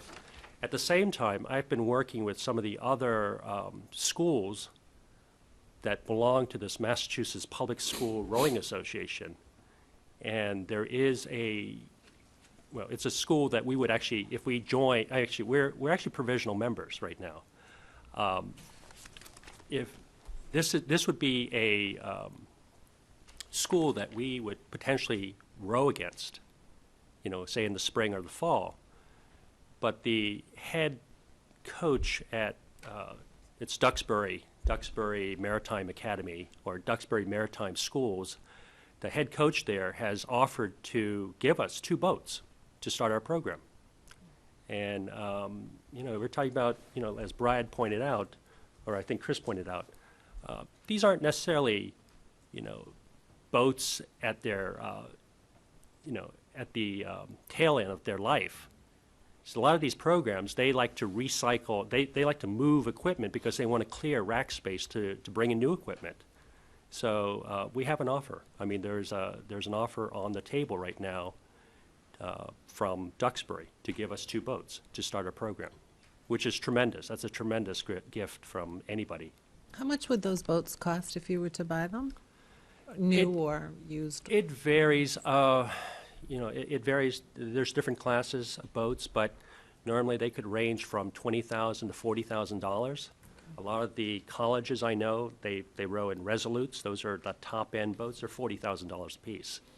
But I know that there are boats that, you know, depending on what you want, you know, they could range, what, $20,000? I'd say about $20,000. We'll be able to race effectively in a boat that's a half to a quarter that for a couple of years. When we have a dedicated group of parents and a strong program, the people will come out of the woodwork to help support the competitiveness, because it's a little bit like car racing. They see these shiny, new, lightweight boats, and they think, that's exactly what my children need to have to be able to go. So, we've been able to generate tremendous support. I've been involved. So the capital costs required for getting in the water and getting the kids involved with the program are not nearly quite as steep as that, but that's the sort of outlay that we would need to make it at some point. But you also have to realize that these boats, I mean, there is initial cost to buy these boats, but, you know, people don't think about the long-term life of these boats. These boats can last anywhere between, you know, we're talking about 10 years. So over time, when you look at a $20,000 boat and you depreciate it over 10 years, it's really not, you know, the cost is really not as high as you would think it would be, you know, considering the program. It's just the initial cost to buy. So initially, for us to start, we would actually start at, you know, try to purchase used boats. And a lot of used boats that have, that are in fairly good condition. You can pick up one for $5,000 in that ballpark. And it could, you know. Just to quickly elaborate on that point about the longevity of the equipment, if we do the thought experiment of a boat that costs $20,000 to buy, and the sport has a reputation of being an expensive sport, and it's because of the cost of boats. But if you do the thought experiment that John's suggesting, if we bought a $20,000 boat, it'll last for 10 years. So if we do a straight line, simple depreciation, it's really costing us $2,000 a year. If we're rowing fall and spring, we're getting 2 seasons out of that boat, not even taking into account we might have some adult programs in the summer or other times. So that's really $1,000 a season for that boat. There are 9 seats in that boat, so for a little over $100 per kid, you can put them in that boat. Well, now it doesn't actually turn out to be as expensive as one would think when just looking at the sticker shock of, oh, it's a $20,000 boat. So just to kind of recap, you have your nonprofit organization, which you started on your own and brought this to the Milton leadership team, Milton School leadership team. You have the boats donated, you have the launch sites, you have the insurance, and is there a place to store the boats? Yeah, we met with the park department last week. They have offered to allow us to store the boats down on park land on Wall Street. So down to the left as you're coming down, out of the way of the yacht club, which leases the other land down there. We're going to have an informational night Tuesday evening next week, and we're hoping that we'll have a great response from the community. But if we had, 4 boats in the water in the spring, that would be terrific. So it'd be 4 boats that would be storing. But yeah, so that area would be covered. So, Terry, you said you have an informational night this coming Tuesday? Yeah, we're planning on this coming Tuesday here at the high school, and I believe it's 7 o'clock. 7 o'clock. 7 o'clock, 7 In p.m. which In the room? Do you know?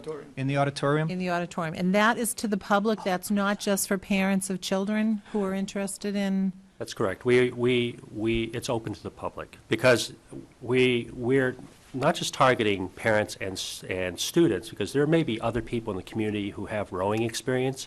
We're looking for those people to they may be interested in volunteering to a program like ours. And there are several, I found there are several people in our town who have rowed.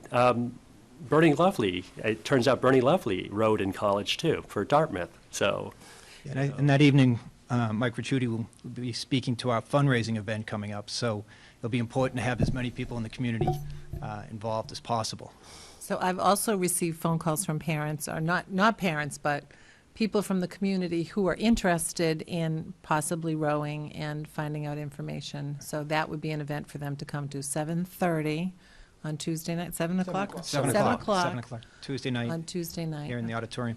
We also, the rowing community is an amazing group. The folks at Community Rowing over in Newton, Watertown, they offered us a boat for a show and tell that evening. So I've got a 60-foot, 8-man I boat. saw the picture of that. It's pretty awesome. At my office, and that will be out front on cradles for people to walk up, take a look at, so it will be a great event. So are there any other, I know we have questions, one second, I know. Are there any other factual pieces that you want to share with us in terms of, you've had an informational night for students? Because we need to, the school committee needs to. Yeah, we just had an information, we've had a couple canceled due to the snow. We were actually supposed to have the meeting that will take place on Tuesday, last Thursday, and John and I met with some students on a week and a half ago on Monday, and we were supposed to have another one with Brad on Wednesday that also got canceled. So we'll put it back out to the students over the next couple days about the meeting on Tuesday. But we had a good response with some kids, some students that couldn't make it but are interested, and a couple calls from parents who are interested to see when we were going to redo the night. So we're just getting an idea of how many kids and students would be interested. Might be interested, okay. I'd just like to, as we met with this group, and want to thank them for coming out tonight. Not all are parents, and not all are working or living in Milton to reap the benefits, so I appreciate everybody coming out tonight to support this. Want to put it in perspective in terms of cost and why would we take on this kind of a activity in club or sport for our students. I think it's a great opportunity. We talked about the way in which we can increase participation at the high school for students who might not be involved in a fall or spring sport, that would give them another chance to be engaged in something that would be not only athletic and rigorous, but a great opportunity on their resume as they get ready to apply to college. It increases our participation and engagement. Really, I think that if you could look down the road, it's a community asset if we can get some sort of a community organization at the landing to provide this type of opportunity to not just Milton High School students, but students throughout the community. In terms of cost, to put it in a little perspective, we charge $500 for hockey. And if you play hockey, you need to come with skates, you need to come with a new stick, or probably 3 or 4 new sticks. You need to come with a good helmet and other equipment that could quite possibly total another $200. So that's a $700 expense to the parent.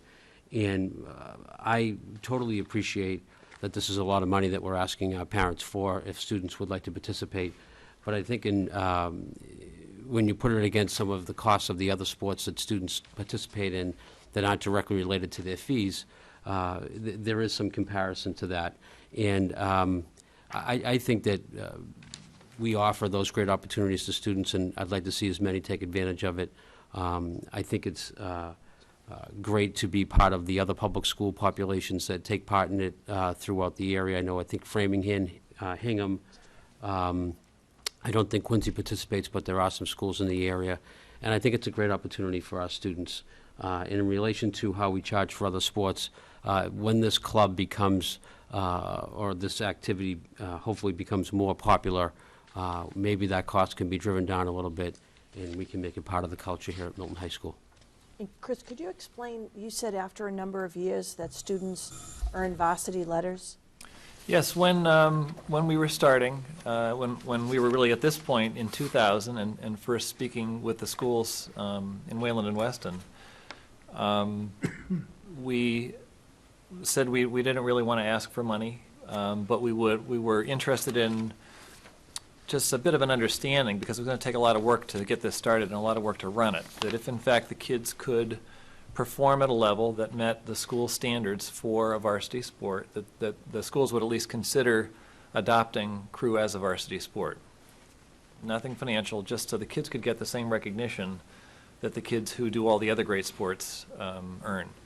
And the schools were very receptive to that. So that's the basis on which we started, and we just kept working at it. And ultimately, I think 5 or 6 years after we started, the sport was both the school committees made the sport a varsity sport. So the kids now do get letters in the fall as well as in the spring, and it is considered, a sport commensurate with all the other sports. And to the point of we agonize over these fees for clubs and for athletics. And as I sat there, I thought about students who take music lessons, and then they avail themselves of the band or the strings. And again, we consider ourselves a public school. My goal would be to have no fees for athletics, to never have to charge for crew or for any clubs. And so, as you could see the presentation earlier tonight, Mike and Chris were here. We work really hard to find ways for those who can't afford, and we would make an all-out effort to make sure that we find the funds to make this available to any student who wants to become involved.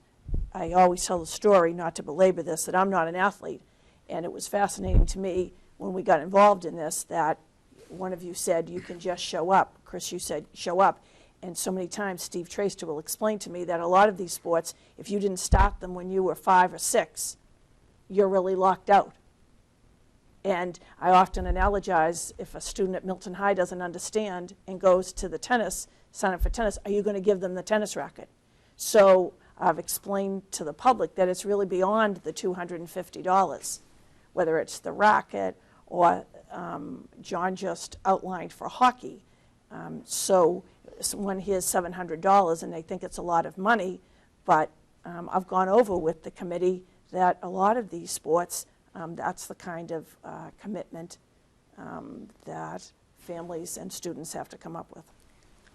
I think the music lesson analogy is an interesting one. I don't know what, a flute lesson costs here. I know what they run. I mean, I have 2 daughters doing viola and a son doing trombone, and those lessons, for half an hour really add up. So for $700 here, the kids are getting 5 days a week, 2.5 hours a day, plus Saturdays in many cases. And I think that it's a pretty good value. It isn't, I wouldn't minimize it by any means. It's not nothing. But I think it's actually a pretty good value. And it is elective, as a music lesson would be. So we have a really full agenda tonight, and I know the school committee needs to discuss it. Mrs. Kelly, do you have specific questions to ask them, or do you want to? Sure. Wayland Weston pulls from what pool of public school? It's just Wayland and Weston High School, so So I don't know what that is. I guess I'm wondering, is Milton big enough to be comparative to Wayland Weston in terms of? Milton is big enough to have a competitive program. You have enough kids in your high school to draw from. So Wayland Weston combined, you're saying, amounts to the same amount as? I think Wayland Weston is bigger. Wayland Weston together is probably 1,500 or 1,600. But there are schools smaller than Milton High School who do have programs. Bromfield School, which is in Harvard, Mass., for example, has a program. So we're good. It'll work. Well, I guess I'm looking at it from a cost perspective, and I guess, let me preface this. I appreciate any time anybody has the amount of enthusiasm that you all obviously do for this sport. But from a school committee's perspective and a Milton Public Schools perspective, there's a process. The gentleman from Milton Academy mentioned that his athletic director wasn't prepared to bring this in as a new entity right now. I would submit the same. I don't know what the process is for bringing in a new sport or a new activity, new club. I don't even know what we're calling it, quite frankly. It is a sport, and yet we're trying to say it's not a sport to fit into something. I'm not sure what that is. So We from would a start it as an activity and as a club. It would not be a varsity sport or a sport. well, that's distinctions, but it is a sport. You know, you can't. It's not like the ping pong club, and it's not like the sewing club. It is a sport, right? And so we're bringing it as a club, but I don't know what that process is. We did that similar in skiing. Girls hockey. And we also did it with girls ice hockey, well, before I was here or whatever. It started as a Tell club. everybody about that. Yeah, and it started out as a club, and then it became a viable sport. Right. And so I guess the context is I work in the finance subcommittee, okay? And every year we have talked about how is it that we will still be able to provide all the sports we provide without impacting and cutting into our teaching staff. We have to cut back teaching staff, and yet we're talking about expanding our sports opportunities, which again, for kids is a wonderful opportunity, but we've got this overarching umbrella that we need to think about. We also have talked about, from a Milton Public Schools perspective, the fact that we don't want individual sports fundraising. We want everything to be under the same umbrella so that we're basically working as a community to support the sports that we have. I have a huge issue. You know, if you were to say you were going to start it out as a private club, you know, like there are soccer clubs out there, or whatever. You talked about it. Some of the competitors on the video that we saw it sounded like it was a club, right? That, to me, makes a lot more sense in terms of how to inch into this, rather than coming into what is a very strained Milton Public Schools budget without any long-term picture.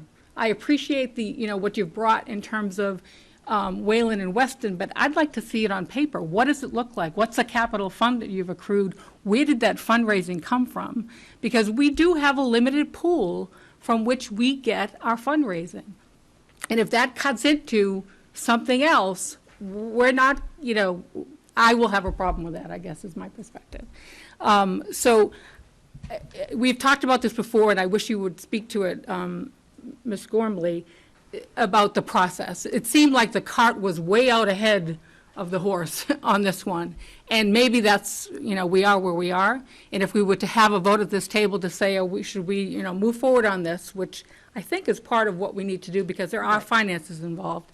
Probably based on some of the feedback that I've gotten at the Finance Subcommittee, you probably would go ahead. But again, understanding what the process is, how it fits into our present situation financially is really, really important. So I guess I just wanted to make sure that was up. To Ms. Kelly's point, we had a group of parents approach us. Again, I said while the presentation was being set up, Ms. Kelly, parents that actually had first graders in the system. And they had an idea that was very similar to when ice hockey and skiing were introduced into the Milton Public Schools. Is this different than the girls' ice hockey or when the skiing was introduced? They were both introduced as clubs and activities before I got here, but this is the way it went. And to Ms. Kelly's point, she articulated, and I don't have to repeat, that, and you saw the presentation at the beginning, we're trying to reel in and not exploit and have high school students going door to door. And so I mentioned before, not to belabor this, the walkathon, the talent show, and the initial golf tournament. We've tried to get all of our support into these 3 events so that we can supplement all the clubs and activities and the athletic program at Milton High. So one concern that people have voiced to me is that we just don't want to have a divergent fundraising. So I'm looking out, and Terry and Mike Raschuti have been involved in those 3 fundraisers. We just don't want to have individuals having their own fundraising or their own booster group. We're trying to support all of the support, all of the sports, and not divide them, to have everybody support all of the clubs and activities at Milton High. So again, your fundraising, when we were discussing it, your initial fundraising, your donations is really for the equipment. You know, what kind of fundraising do you see that you'll be doing? A couple things. I think we're going to tap in, or we're going to try to tap into the enthusiasm for this particular sport. We're very sensitive to the fact that there are other sports that exist in town, and it was not our goal, and has been something we're trying to avoid, to tap into what has already been tapped into for those other sports. We expect to ask people who are enthusiastic about rowing to support rowing directly. Each of us has contacts within the sport or within the parental community who want to take part in this. So we expect to approach them and ask for donations, which is separate from any kind of fundraising done by current sports. We're hoping that those who are enthusiastic, like the people here, and who want to see this school engage in this sport will help us do it. The fact that we can get donated boats, which takes a budget that we started at least on, our rough draft of a $40,000 budget to get up and running, that takes another 10 to maybe 20,000 off the top. We've got informal commitments from folks of many thousands of dollars to help us get off the ground, well beyond the town of Milton. People who are enthusiastic about the sport. That's our next goal, is to tap into that and see where we are. So it won't duplicate what's already been done. And Ms. Kelly, your point is actually very well taken. The same strategy that we're talking about in terms of not poaching from existing athletic interests, it applies just as well to the fundraising side of it. There are people who are sitting on the sidelines who are capable of contributing to the Milton athletic experience who have not done so. And this is, I think, a good share of the money that we're talking about raising on the capital side is going to come from people who've never donated to Milton before. And as far as the operation expenses that we're talking about here, the goal is to try and have the fee structure be such that there won't be annual fundraising required at all to cover the operational expenses or the subsidies for kids who can't afford to go. So that we wouldn't be trying to tap into that annual booster pool of money. That would be dedicated to the existing sources that it goes to right now. We're trying to essentially, increase the size of the pie altogether. I think that's the... Which I understand, and I appreciate that. I guess my concern is, if we could get the cost within the range of what our present athletic program is, I would feel a lot better. Because the subsidies are real. I don't know what the demographics is of Wayland Weston, but it may not be the same as ours. And our need in terms of backfilling those fees may be greater here than perhaps Wayland Weston. Again, this is where all the numbers need to be crunched, et cetera. And the other, I think, issue is just in terms of your entity. I don't know that, we have another situation like this where there's a separate not-for-profit organization who's starting, and just as a committee and a system, it then says, okay, so if this exists, if other pockets of people do the same thing, where does it go? I guess I get concerned from a system perspective, our system. If this is something that the school committee and the administration believe is the way, something that should be created, we need to create an architecture into which this would fit and create some boundaries around it, et cetera. So not having done that, that's sort of is what I'm referring to in terms of the cart before the horse type thing. And let me just address that. I think that's an excellent point. I'm a lawyer during the day. My law firm has taken on this team as a pro bono project. I couldn't agree more. We intend, and we've already drafted, a memorandum of understanding to present to the school committee to create that architecture. We realize it's going to be a back and forth process. But we're very sensitive to the fact that it does appear that we're creating a model and that the model will be repeatable. So hopefully you can take advantage of whatever we create, and it might be a model to create public-private partnerships that actually expand the experience within the school. At least we hope that's what happens. Are you replicating the Wayland Weston model? We didn't start with the Wayland Weston model. We're going to look at the Wayland Weston model. We actually started with a fresh, clean piece of paper on what Milton would need, what we thought would make sense in light of the conversations we've had here.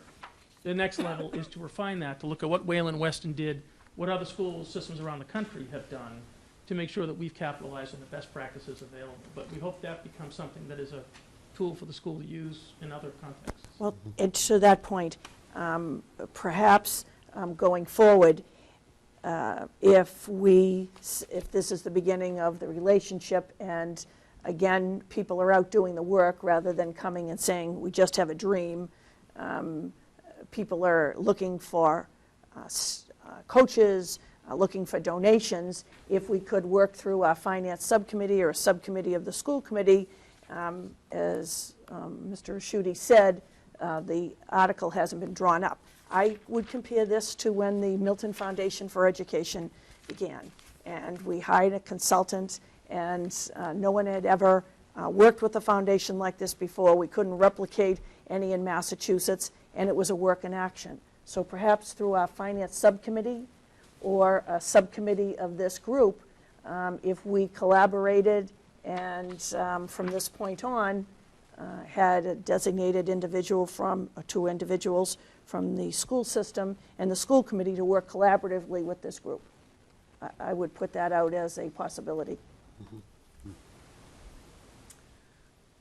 Any other school committee members want to have questions, or? Mr. Havlicek? Just in terms of process, assuming that we draft some sort of a memorandum and are proceeding forward that way, what is it that would need to happen in the meantime? I mean, basically, what do you need from us to move forward now? Or what are you asking for tonight, if anything? Or is this just a heads up that we're on our way? Or is this, you're looking for formal or informal endorsement? Or, I mean, basically, obviously there is no MOA. And as Mary points out, we're not at that point yet. But are we looking for sort of an agreement in principle to proceed on this, or you know, what's the best way to get continue our process here? Yeah, when we met with the selectmen, you know, they said, you know, is this something we need to vote on? And they agreed they didn't. What we wanted to do to them is present to them what was happening so they would know what our organization was about if they saw something in the paper or heard about it. We met with the park department. We asked the park department if they could vote on the program and us utilizing that space down there for storing boats, because that would help, you know, give us some more incentive to keep moving forward. I think we'd be looking for the same type of thing from you, some type of support for the program going forward. Obviously, there's some more things that do need to be ironed out. We have to get some hard numbers together that we can submit to you as far as budgets and how that's all going to take place. But I think that would be helpful. If we're going to have a public meeting on Tuesday night, it would be nice to say that we met with the school committee and we have their support. Would it be something along the lines of our authorizing you to use the school to promote this in the interim, and authorizing the athletic director or members of the administration to work with you pending some sort of formal agreement? Or is that a sufficient sort of process to keep it moving until we can have something harder to sit and work through? Because one of my concerns, going back to the money, is, you know, we spent a lot of time trying to figure out how to encourage kids to play sports and get involved in things when we know we're losing kids due to athletic fees. We know there are kids who are not playing various different things because of the fees, and even though we're willing to work with them and do all sorts of things so that no student is left out, we all know that, you know, it's very hard for a high school student to say, my family hasn't got the money, and they will tell you that I have to take care of my younger sister, I have to do this, I have to do that, but they're not going to come forward and say, my family doesn't have the money to do this. And we've worked at that very hard by, you know, we have some information at our disposal with the free and reduced lunch and so forth, which is very guarded information, that obviously you won't have at your disposal because we're absolutely not at liberty to share any of those things. But if that's authorizing the administration of the athletic director to, you know, to proceed along the same lines that we try to do with the with sports fees, then, you know, that's something we can do, you know, or at least something that's within our power to authorize at this point. And with that, I think would take a vote of the school committee, because we are authorizing the administration to, to provide, to work along those lines. I think that would need to have a vote of this group to do that, where there is that sort of information involved. I think could be a way. I'm just looking to see what we need to do to come out of tonight with, in order to allow this. That would work well for us. Would that be a recommendation? Absolutely.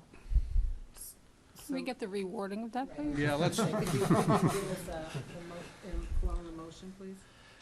All right, so I would move that the school committee authorizes the administration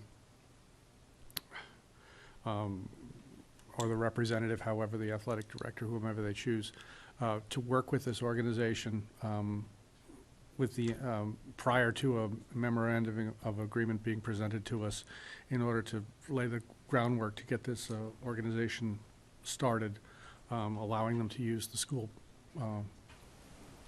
facilities for organizational meetings and for, and allowing to use the services of the administration to help foster this going forward, until such time as we get a memorandum that we can actually do a formal agreement with.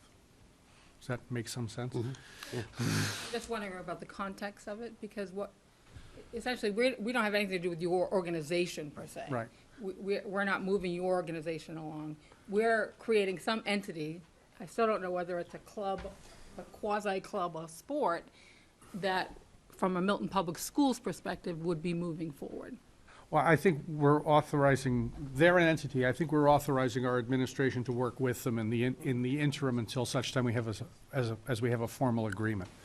As an outside entity, I think, given use of the facilities and so forth, I think this body should authorize the administration to offer them the use of the facilities and to work with them in the interim period until such time as we can generate a formal agreement which will designate this as a club or activity or whatever it's going to be. But I think, this is sort of like use of facilities, use of availability of staff to you. I think is a reasonable interim step. And I would ask not to decide tonight whether finance subcommittee or to have a school committee member not volunteer tonight, but to work with this group to report back to the school committee, to have the school committee involved. So we have a motion. Do we have a second? Second. Thank you, Mr. Gohane.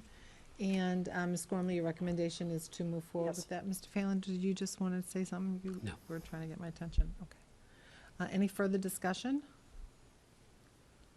All in favor? Opposed? So that was 4-1. And we thank you. We will, obviously, this is the beginning, and we will continue this discussion. We thank you for coming out tonight and sharing all of the work that you've been doing on this venture. Great, thank you. I just want to say Thank you. quickly, thank you very much for your time, and especially Steve Traster, who met with us a couple of months back. It was a unique idea we came up with, we felt. We weren't sure how it was going to be accepted. He listened to us, he took in the information, and Dr. Drotter was there also. I just want to thank them for their support, too. Great. Thank you. Thank you. all. Thank you. Thanks, Okay, so, Ms. Gormley, we'll go back to your Or superintendent. I think MFA? that you want to go to MFE or do you want to go to your rugby? I think we should do the MFE next. No?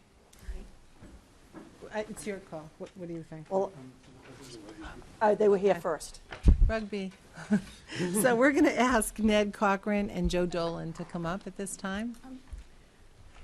If I might, if the presentation is going to be as lengthy as the previous one, I would ask that MFE with, either reschedule or be asked to come up before, because this is an involved process. I appreciate the fact that people want to present where they've been. MFE has a good news story that is, I think something that we shouldn't really. I'm here Go for with that one Ned? too, so that's fine with me. And do both. So you don't mind waiting? No, not at all. Okay. Great. Thank you. Okay, thank you. So Joe, if you don't mind waiting, and we'll have the MFE up Oh, first? waiting. Great. Thank you. Thank you. And to Ms. Kelly's point, Joe and Ned live in town, and we do have MFE some teachers here who don't live in Milton. May we ask the Milton Foundation for Education representatives to come forward? Ned.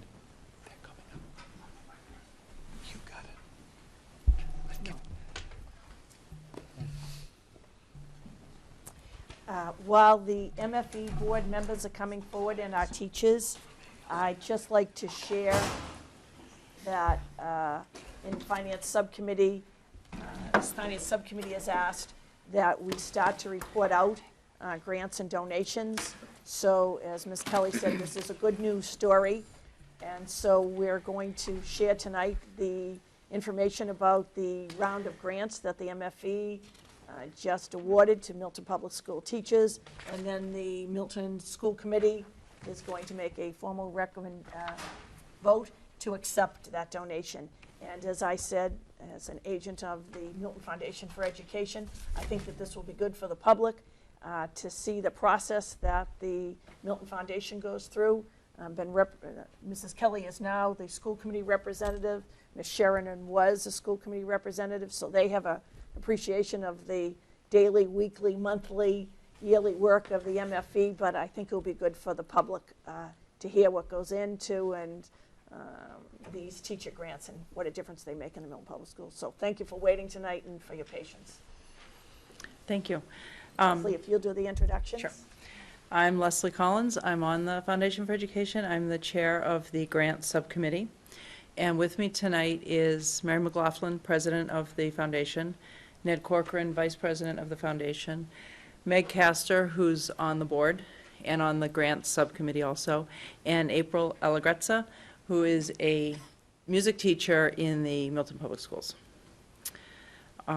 So we do grants, 2 grant cycles a year, fall and spring. So the fall of 2010, we received an unprecedented 38 grants applications, totaling a request for $60,000. Unfortunately, our budget didn't allow us to grant all of those grants, but we were able to award 16 grants totaling $12,500. The grants cross all schools. Every school got a grant. Several of the grants were multi-school or district-wide. They crossed just about every discipline, both the main subjects, math, science, ELA, and art, music. So that was nice that we were able to kind of cover all bases. We were also in this grant cycle able to work with the administration. There were a few grants that we weren't able to fund or that we wanted to fund, but we weren't sure, and the administration was able to, we worked collaboratively in order to maximize the money that the teachers received.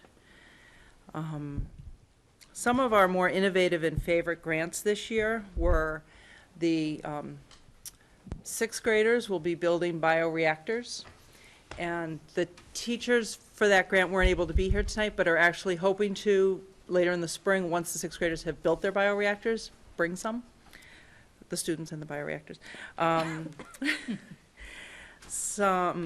Lots of books, English, French, all grade levels, books to support the reading programs throughout the schools. Flip video cameras for the middle school to be used across all disciplines for projects. And then our favorite, and the reason that Ms. Allegrezza is with us, is Carnival of the Animals, which she is going to explain in more detail.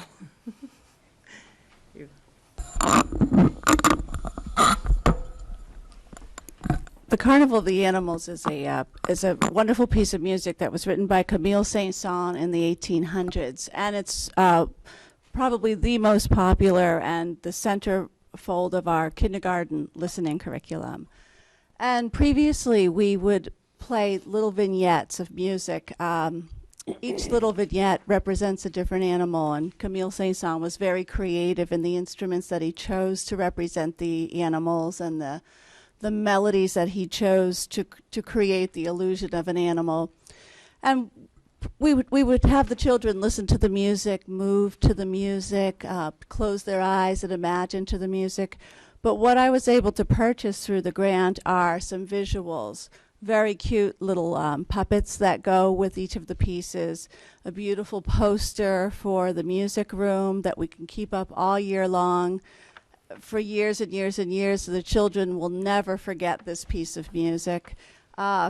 Some coloring materials, a DVD, a beautiful hardcover book, a new CD of the music, and a couple of other resources as well. And what I think is also phenomenal about this package of materials is that we were able to purchase one for every music room in town, so that every child will have the benefit of this grant, every child in the kindergarten. And just on that note, previously the MFE has awarded some grants to the music department so that when you walk into our music rooms, they look very similar. So we were able to purchase posters in the past and some visual things so that every child in town is receiving a quality experience through these grants. So that's a little bit about what this entails. If you have a kindergartner, I'm sure you'll be hearing more about it as the year goes on. But thank you so very much.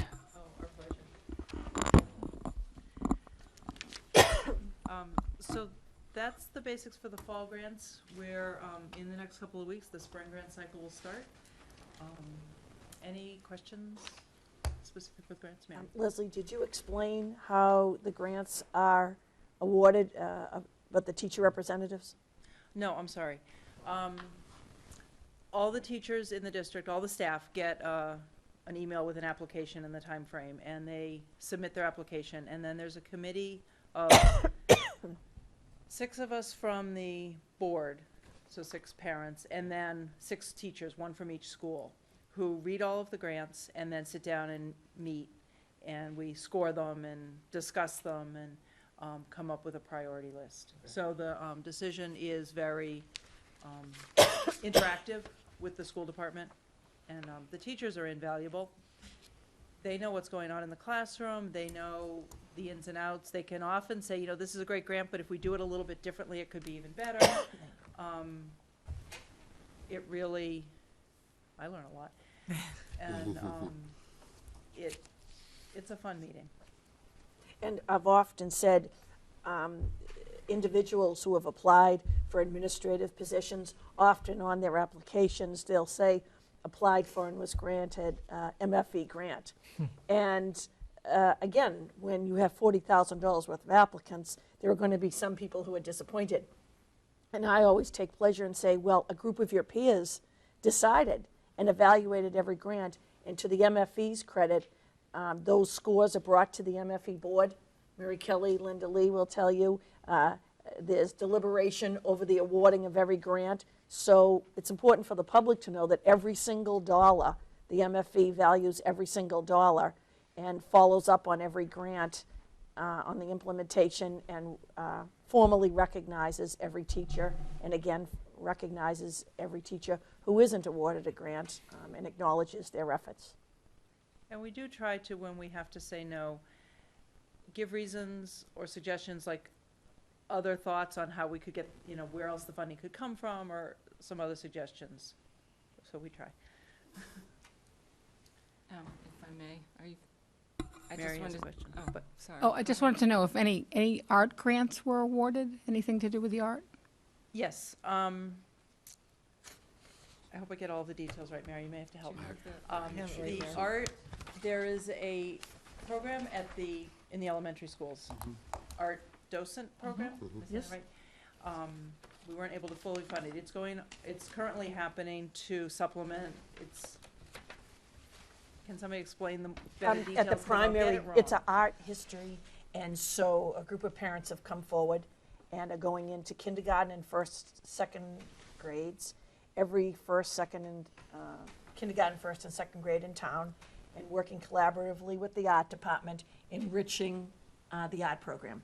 I would tell you that all of the schools have representatives. The head of the program, Emily McElhaney, rang me the other night and said they had an unbelievable, I think they had 30 parents at the Collycott come out to be trained to be art docents. For people in the art world, You've read about docent programs across the country. And so we are really excited that this program has, and they started correctly just with the primary grades, making sure they've perfected. So this starter money will really help them get going. And they're already working with Chris Malowski to find supplemental funding. And they're really, you heard April say, for the teacher, when you have to bring the materials school to school, it's not as effective as the materials being owned by each school. So the docent program, they're starting small and they're sharing materials. And as they grow and the fundraising increases and the grant writing increases, they hope to develop materials at each school. Any other questions? I think that the assortment of grants that are offered every year, it's just amazing to me to see the creativity that goes into this. And having sat on the Foundation for Education and seen the huge variety of things that people submit, I know how challenging it is for you to make those cuts and make those decisions, but I want to thank you for all the time and energy that goes into this, because it certainly benefits, again, one more opportunity or one more way in which the Foundation for Education supports children in all aspects and all grades of the Milton Public Schools, so thank you. And Wanted to, just to explain, you know, how the foundation works. We are all volunteers, all of the trustees on the board. So it's a volunteer-run organization, and the way that we provide these grants is basically fundraising through the community. So the community has been extremely supportive in giving us the funds that make all of this possible. So it's, this is just like extra, and we're so happy that we can support teachers like Mrs. Allegrezza and science teachers that want to do something that the school budget can't fit in, because, you know, we can't do everything that we want to, but we want to give teachers a chance to try something, that they just need some funds to try something that might make a difference and might be a model that continues and be a success in the schools.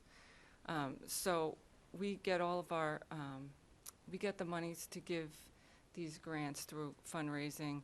I couldn't sit here tonight without letting you all know about our next big fundraiser, which is the Celebration for Education, which we have moved from our usual time in November. It's coming up April 2nd.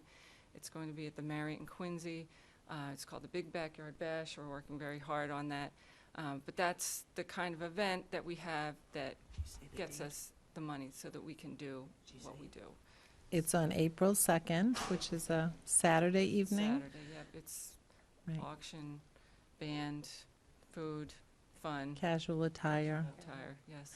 You took the words right out of my mouth, because that's what I was just going to say. And you do want to tell us about your fundraising coming up. Great. So we have some things that we're specifically raising money for. In the elementary schools, a lot of outdoor recess sort of focused, and also the outdoor classrooms. We're trying to raise money for that. In the middle school, we're raising money for some of the before and after school programs. And then at the high school, we have some technology, specifically video technology, that we're raising money for. And if we raise even more money, we could do even more, so. So to Ms. McLaughlin's point, the foundation has grown. They put a percentage into their endowment, and they divide their money so that the celebration is targeted to actual events, but all of your fundraising, your annual appeal, all of your donations go to funding the grant cycles. And then we obviously know the elementary science program is the recipient of the Monster Dash. Right. But those are the major fundraisers. And again, you rely on the annual appeal, the letter that goes out to all of the community members. So we get money from the annual appeal as well as the events that we have. And it's really amazing the support we get from the community. Thanks. So I'll entertain a motion to accept these grants totaling $12,482.63, given by the Milton Foundation for Education as part of the competitive grants program for the fall of 2010. So moved. Any discussion? other than to say thank you, thank you. Thank you. All in favor? Thank you. Thank you very much. It's unanimous. Great job. Thank you for coming out tonight and waiting. Thank you. And if we could just have this list posted online on the Milton Public Schools website, and I'm sure it probably is posted on your website as well. There you go. Just so that people, if you really want to see the level of detail in terms of the variety of grants that were awarded, I think it would be really beneficial for anybody who wanted to see it. Thank you. Thank you. Staying and coming out. So now we'll invite Joe Dolan and Steve Traster and Dr. Drotter to come back. Well, Ned's still there. Thank you, Ned. Yeah. And these gentlemen are here tonight to give a presentation on the possible formation of a rugby team. Yes, and perhaps I'll start. Ned Corcoran. I am Vice President of the Board of the Foundation for Education, but I am the parent of 4 who have come through or in the Milton Public Schools. My second, Alex, is a junior at the high school, and very interested in playing rugby, a sport that I started playing in college, played into my early 30s, through law school. I think played against Joe at one point on a club level in Boston, and understand what a great game it is, what an inexpensive game it is to run. And so my son, Alex, was very interested in pursuing rugby and asked the question, Dad, what does it take to get a rugby team at Milton High School? I had a brief conversation with Mr. Phelan and others, Mr. Traster, Dr. Drotter, about it. I got word that there was a guy in town who actually coaches high school rugby, teaches at the Pierce, lives in town, might be interested in coming back to Milton and becoming the first coach of the Milton High rugby program. I reached out to Joe. He jumped at the opportunity to do it. We've had some planning meetings. We've come up with the preliminary budget. We've begun to raise some money. We're recruiting kids to start a team. We think we've got 20 to 25 to 30 kids who are interested. Joe had some initial clinics in December where we had a number of kids, boys and girls, who came out, participated, had fun, and we think that we've got the makings of a team that would start and play 6, 7, 8 games this spring. Joe's worked up a preliminary schedule. So with that, just turn it over to Joe to talk about sort of his activity, and then we can answer questions about budget, what we've done to start to raise money. Sure, thank you, Ned. My name's Joe Dolan. I'm a Milton resident. I've been working in the Milton Public School system for over 15 years now. Loved every day of it. So when I heard about this opportunity through Ned and Steve and John, it caught my attention right away. I've been coaching over at Brookline High School for the past 20 years, so I do have some coaching experience over there. The program started there in 1980, and for the first 10 years it was a club program, and after it showed its consistency and success, it developed into a varsity sport. I'm not sure if that's what Milton wants to do for its model, but it definitely worked in Brookline. And in the past 10 years, as coach there, as head coach there, we've made it to the New England Finals 9 out of 10 years, winning 3 of them. So it's a strong program. I've enjoyed every day of it. I can happily say in the 20 years I've been there, I've never cut one student. If a student shows up, a student athlete shows up to play rugby, they'll play rugby. I have had girls on the team before. They've gone on to successful careers in college and after college. So it's a unique sport. Some people call it a fringe sport because not many people know about it. It is the second most popular sport in the world in terms of participation and viewing. I've taken my teams down to Bermuda, the Bahamas, Washington, New York. So I've had a great experience, and when I heard Ned was thinking about starting up a team and a few other common friends, I was very interested, and we've done a couple of informal sign-up sessions. We have 40 to 50 names of interested students. I've run a couple of informal clinics, and we've had students show up and throw the ball around a little bit, so that there is a kind of a little buzz going around town. Nothing formal has been set yet, but we have played with some numbers, and I sincerely hope it happens here in Milton. I'm really looking forward to it. So thanks for the opportunity if it does happen. Madam Chairman? Yes. So in terms of process and to, similar to the last group, we have an interest in Ned came to me and we started to talk about how does it work? How do you go from an idea to a possibility, and when do you, who do you get together to talk about? So we brought Steve in, and initially we just said, is this something that other students would be interested in? So there was a lot of internal work that was done to even see if there's an interest, because if there wasn't an interest, then we wouldn't be before the school committee or asking it to be formalized as a club.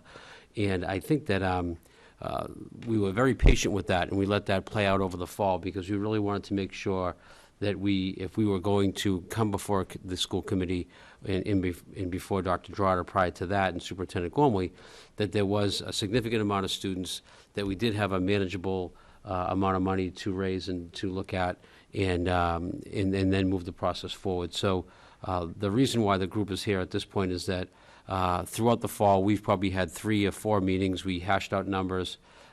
They did ask students to come by as an interest to see if they would be involved if we did in fact have a sport.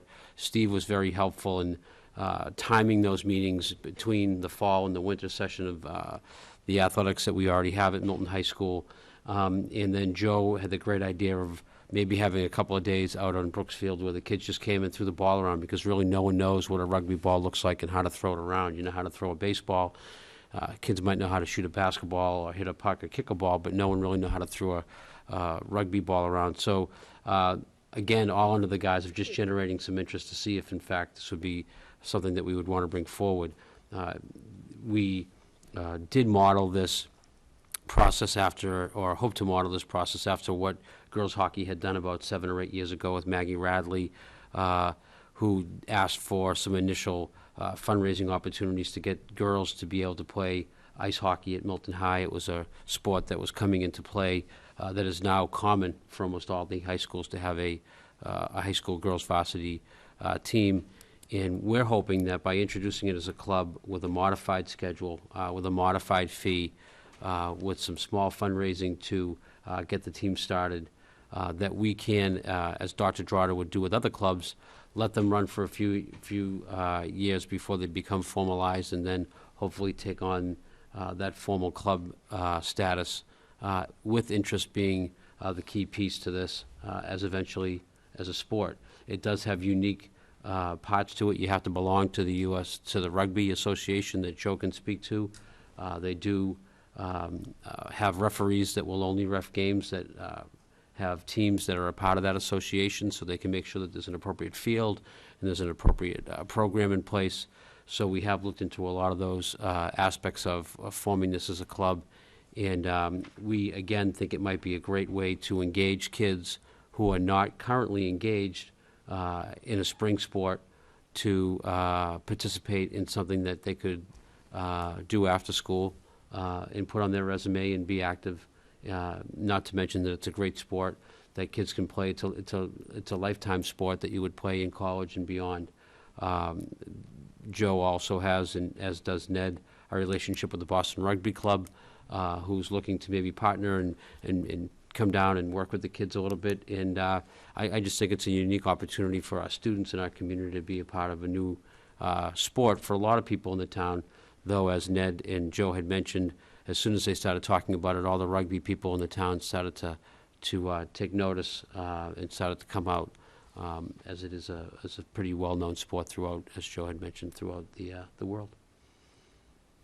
So I have to say, I'm a little disappointed you didn't bring show and tell. We could. Where is that rugby ball? Those old tapes of us are broken. No. Yeah. I wasn't looking for tapes, but, okay, so I'm sorry.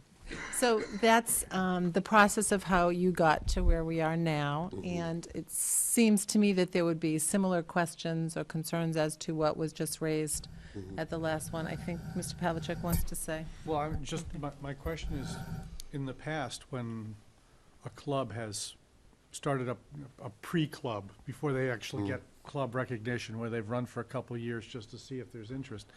That hasn't necessarily come before the school committee to set up, an informal trial club. Once it becomes a club, we have to deal with it because it becomes a contractual matter and so forth. Why is this different? Well, we hope to be able to have a modified schedule. We hope to pay the coach's stipend, which would be different from a club that maybe not have a stipend at the beginning. The example would be there are several clubs that may be starting up in classrooms at the high school that would just be done with the teacher as a sponsor and students showing up, and then eventually they would go into a formal club mode. We would like to have this recognized because we think it's a contact sport. We would like to make sure that we are, along with the other sports and potential clubs, that we make sure that we're have the insurance through the high school athletics.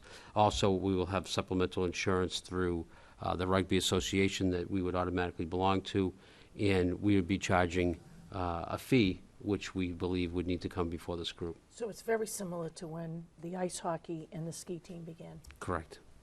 And the major difference, I think, between the group that just came and the group that's in front of us now is that's an organization that's a private, nonprofit group that's looking to partner with us. This is more of a traditional club that hopefully will become a team right here within Milton High School. Mrs. Kelly? So I would say, perhaps under previous administrations, we weren't as transparent as we like to consider ourselves now. And I was a member of the school committee when we had the club for girls hockey, but I think I didn't know about it till after the fact.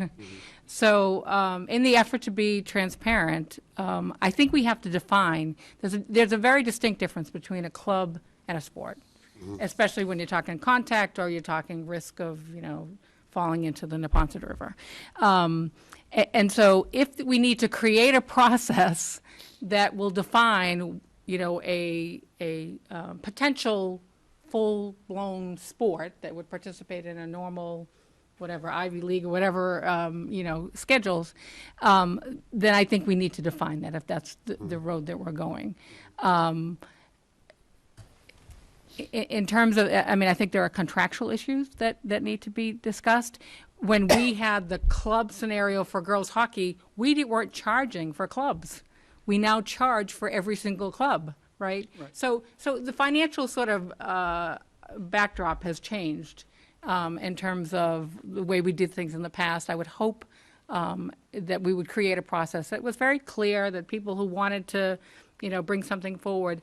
But part of the analysis, in my opinion, needs to be, so what does that mean in terms of that overarching sports budget? Because we can't afford that. Unfortunately, it doesn't take up much of the operational budget right now, but we can't afford for it to take up any more.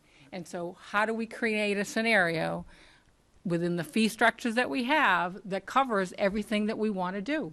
Even if it's a fledgling sport that we want to see if, there's a process to do. Because the last thing that I would want to see happening is us cutting a teacher because we want to expand sports. And again, that whole dynamic for the listening public doesn't make a lot of sense. We want to expand something that costs money. It isn't free by any stretch.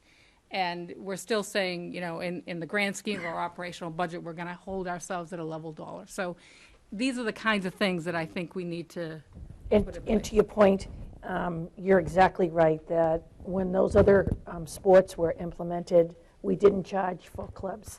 And there are even issues, again, we're completely transparent on how new clubs can be created. Ms. Kelly is referring to, if they're not in the contract, what are the contractual obligations? What I think, just like the prior group going forward, working with them, that I think we should sit down with this group, school personnel, perhaps a school committee member, and come up with a policy that we would pass by the school committee, or it could be an administrative policy, but I would want the endorsement of the school committee, that if another group came forward, we would use the same policy. So if we could take your efforts and your enthusiasm and sit down and come back, I don't think we'd be prepared next Wednesday, but for one of our February meetings and talk about it in Finance Subcommittee, and I'll speak with the chair and work it through Finance Subcommittee and come up with a proposal. Does that sound? Does that, I think that would be, because, again, we didn't want to hide anything. We had these two groups coming forward. There was no reason, again, not to put this interest out in front of the public. And again, we're all in the community. We see the meetings posted, and we wanted to just vet and put it all out for everybody's, again, opinions and input. So why don't we work on a policy and bring the policy back? School committee might decide again that it's an administrative policy or a school committee policy, how new athletic teams are entered into the Milton Public Schools. I agree. Did you have anything else you wanted to speak to tonight? And again, this would start out as a club or an activity with modified schedule, modified timeline. And because of that, and to your point, we didn't try to put the cart before the horse, but we had to gauge some interest out there. And to their point, they did a great job of doing that. And another point that I didn't think of is that there was no fees probably when we started the other sports. And what we talked about here is to have a modified fee. It is a sport, and just like crew is a sport, and skiing and hockey was a sport, but they are going to start as a club and activity. And because we want a qualified and professional coach in order to help that, we would like to fit that in probably above what a club stipend would be. But we just wanted to talk about, and this is all going to be financed out of the school as well. So it would start as a club. We would have a modified fee structure that fits in between our sports fee and our club fee in order to bring everything together. So Right, when Steve says out of the school, meaning not in the school budget, meaning this is self-standing for this pilot year. Right. And so, what we need to think about, and this is what we need to do across all disciplines, is sustainability, right? So, as part of this process should be a 3-year plan. How do we get from here? And then I would think, from a finance subcommittee perspective, it would need to be put in the context of the total athletic budget to make sure that, assuming that we're bringing in additional people, not just moving people around, that we'd still be able to cover all the things we do. Because remember, it wasn't too long ago, 2 years ago, maybe 3 years ago, we were talking about not doing any spring sports because we didn't have the funding. And I would hate for us to get back into that type of a situation because we haven't thought about this from a long-term perspective and the impact in terms of the operational budget. So I just feel very strongly about that. That somehow we need to work out that process. I agree. And again, just for the public to know, and for the school committee, when we've added new clubs in past years, Dr. Drotta somebody would come forward with interest, and they would have to do it on a volunteer basis for a few years, make sure that there was support, it was going to fly and be successful, and then during contract negotiations every 3 years, you might remember back on your experience, that's when new clubs were added into the contract. So quite frankly, people have come forward to Dr. Drotta, John Phelan, and myself with club ideas, and we said, well, that's what you do every 3 years when the contract's renegotiated. And we look at the bottom number, and we either add clubs or delete clubs and reevaluate what we're doing. Okay. So we'll work collaboratively with you, and for our February meeting, bring back a policy with short and long-term plan. May I just ask a couple of questions, because I've begun, based on our understanding of what the budget would look like, I've actually begun to raise money. Checks in hand that will fund today 25% of the budget based on 2 weeks worth of effort. There are people in Milton who played rugby, who are willing to contribute, and we're looking at the opportunity to create a team, a club that would begin to play this spring. And so I guess my question is, how realistic is that given the process? Because I need to stop asking for money, or I need to hold checks in abeyance and return checks unless there's a realistic opportunity that we're starting this spring. And so I would just ask. Well, Mr. Tracer, what is the timeline for spring sports? When do they? Well, Spring clubs. yeah, and this is not a sport, so we would not be under the same timeline as the spring sports. The spring sports start on Monday, March 21st. We would try to start our club rugby team right after February vacation. It would not be under the guise of a sport or an MIA sport. It is a club, so that would give us the free field house or the free field space that we wouldn't have once spring sports started because of the other sports that are involved. It is a longer season. In terms of we're going to start earlier, we would have a shorter schedule, 4 to 6 to 8 games, somewhere in there, if we could do that. And not every school does play rugby. There's not a Bay State, which we belong to, the Bay State Conference. There's not a Bay State conference rugby schedule.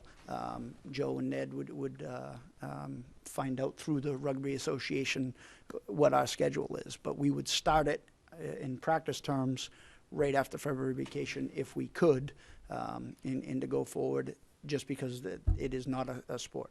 So it would run from February.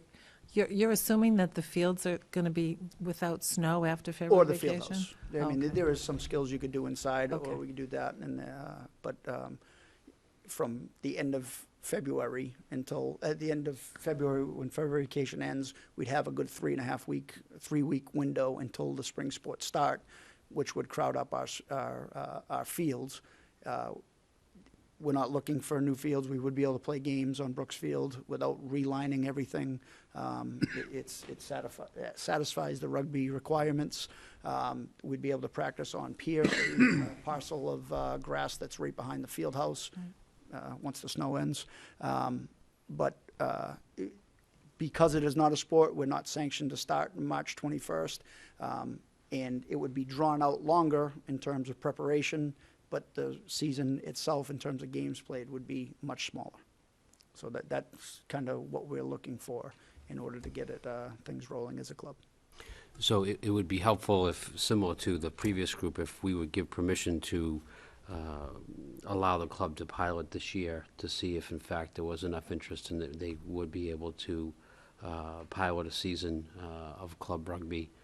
So they could move forward and then create this process for partnerships and/or for just clubs to sports, as Member Kelly has suggested, simultaneously.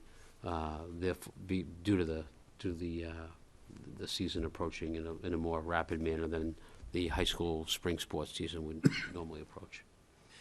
Or to the point, if we meet and we come up with a proposed short and long-term goals and a policy that if another group came forward to us and we work this week, put something out Friday, and because we might talk about it next week at school committee, and then again in February.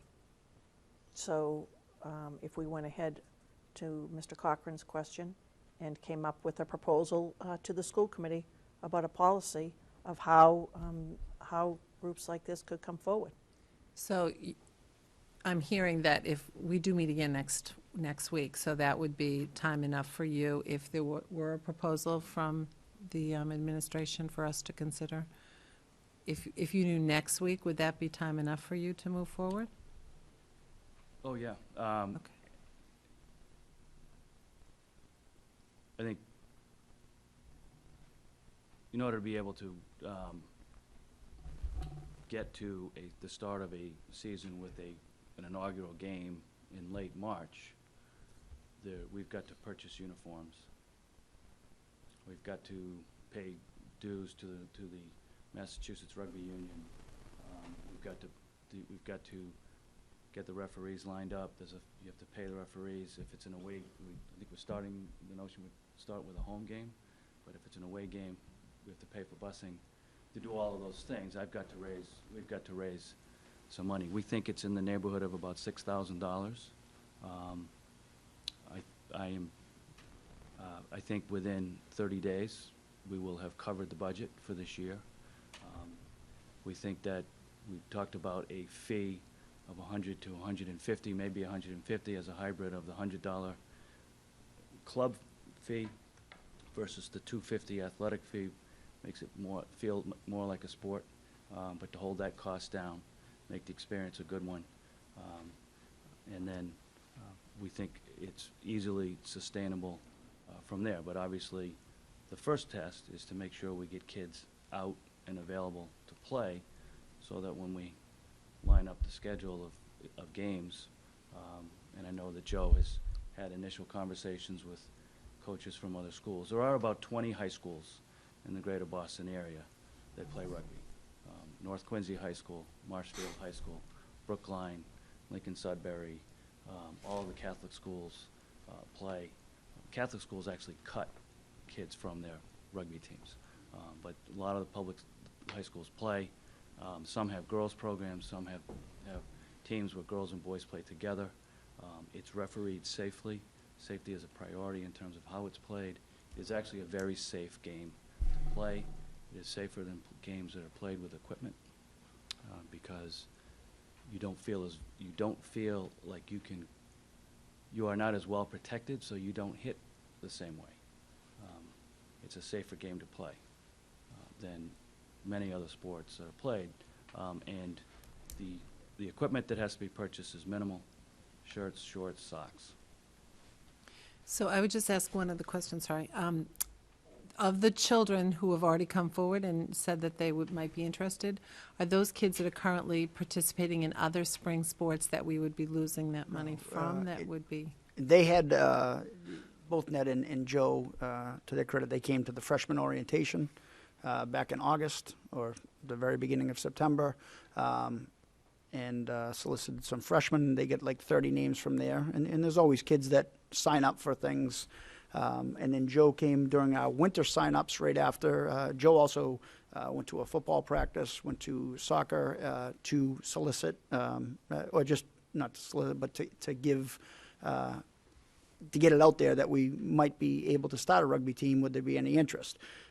He also had 2 or 3 sign-up days right before Thanksgiving.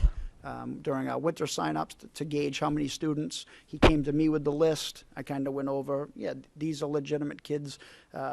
There's a couple that didn't understand because we were doing it during the winter. They didn't understand whether it was a winter sport or a spring sport. And there are some kids that signed up that were lacrosse or track kids. Once they figured that out, they were off the list, and that's when the number went from like 35 or so back down to the 25 or so that we think we have. Plus, he got a good gauge during the clinics of the real interest on how many kids would be there, and a lot of those kids are not playing spring sports.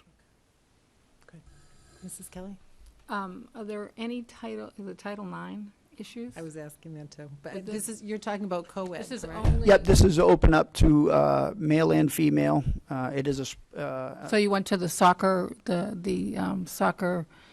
How were you were promoting at football and? Well, football was the only sport going when he went to the football meeting. It was more towards the end of November. Got it. When he went to that, and soccer was still going because they were still in the state tournament. So what you're saying, though, is this club is created such that girls and boys can play on the same team. Absolutely. That's what the competition would be. Okay, so it wouldn't be a Title IX issue then. And in the numbers that Mr. Cochran were talking about includes all the equipment, which is minimal, the uniforms. All they need is balls. They don't need helmets. They don't need sticks. It includes the transportation to the 2 or 3 games that we would go, and we averaged out what an average trip cost for our athletic buses. It includes the $75 per game fee for a referee, and includes a coaching stipend that would be in there to have a coach for that length of time for that. So it is minimal equipment, minimal, and we would not be playing. I think that also includes the dues to the Rugby Association and everything that covers as well. And I think Joe can say at Brookline you play 10 or 11 or 12 games, where this would be a modified schedule, very slow establishing. Yeah, this year it would be more of a warm-up season, if you will. 5 or 6 games. A normal season's 10 games with a tournament at the end, and usually one tour. We call it a trip to somewhere fun. So it's about a 8 or 10 week season. I think this season will be shortened a little bit just to keep it manageable and keep the cost down the first year and indeed see if there is interest. And hopefully if there is interest, it'll snowball every year and you know, it'll become part of Milton High School. That's our hope. So unless there are further questions, we will follow up with the administration about this and take this up at our next school committee meeting next week, if that's Terrific. okay for you. Yes. Great. Thank you so much for coming and for staying. Thank you for your time. Should we be here at the next school committee meeting to answer questions that might? Probably, but we can let you know in the meantime. We'll let you know by Friday. Thank you. Okay. I know you have a busy agenda. I want to thank you for spending the time and listening to both the crew and the rugby presentations. I know it took a lot of your time, but I think they're two sports that are unique and would affect a lot of our students in a positive way. And thank you to you and Thank Dr. you. Dorada for being here. Thank you. For a long day. Thank you. Thank you very much. Nice rugby shirt. I'll continue and I'll try to be brief. We have upcoming two very, very important meetings that are always highly attended. One is our kindergarten information night, which will be posted on the web, and we'll have an article in the Milton Times and every other publication that we're involved with. Our kindergarten information night will be in the Milton High School auditorium on February 10th at 7 o'clock. We're sending flyers out to all of the preschools, to all of our own parents, and we bring all of the parents together. We used to do it at the individual schools, the respective schools, but with full-day kindergarten, I met with the principals and offered and said, do you want to do it at the home schools? And they said with the tuition base and full-day kindergarten, they'd rather bring all the parents together and then set up the registration, which is very involved for new families. And then our first grade information night is going to be on February 3rd, and we're going to change that information night. Over the years, we too brought that to the Milton High School auditorium, but we're going to push that back to the individual schools.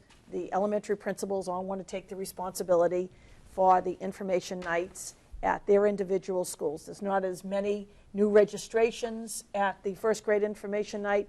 They'll present the programs, and we'll fully publicize those programs.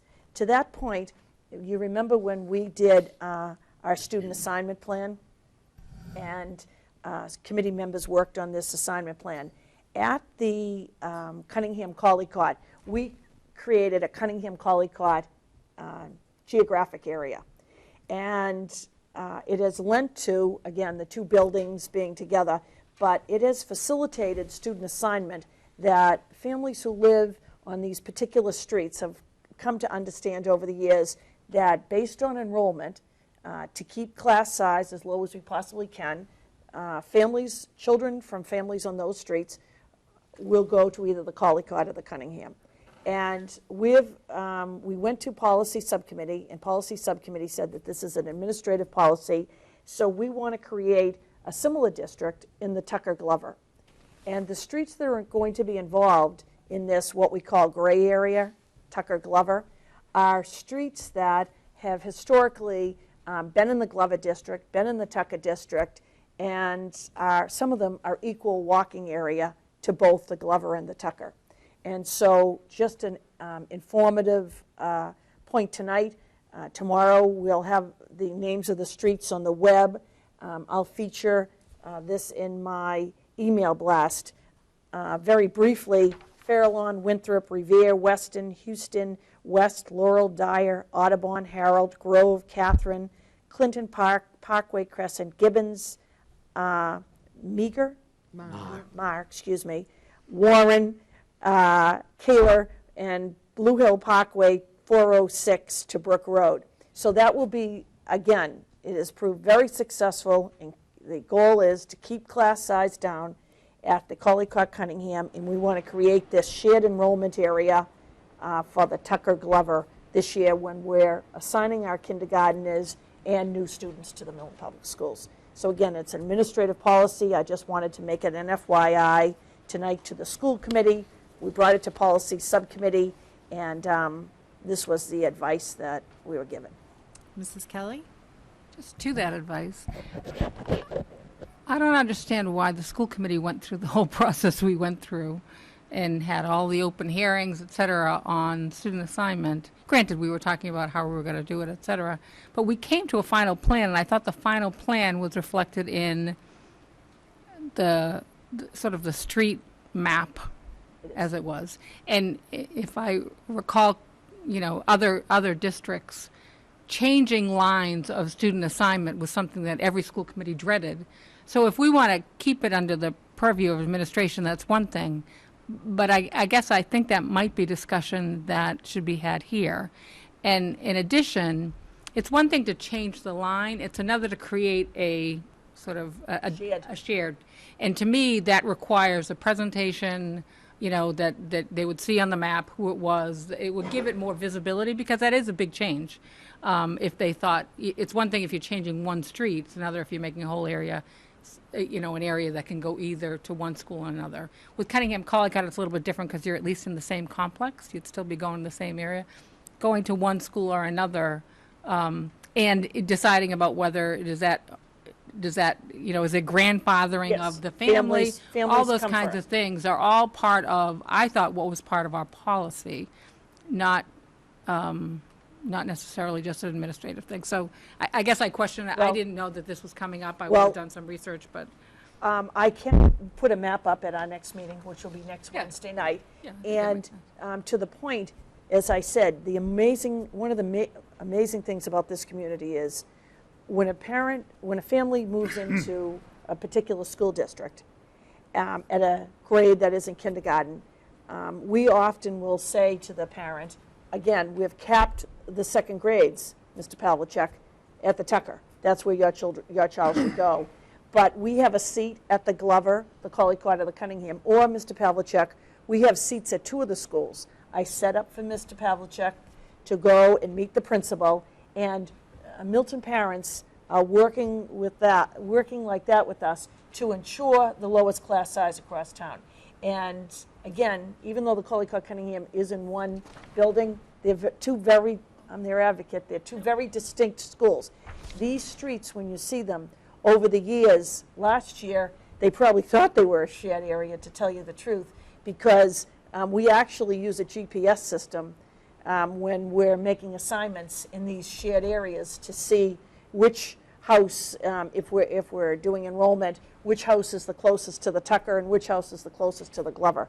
But I'm more than willing to put that up, and we can go back and research if in fact that was a school committee vote and put it to the committee.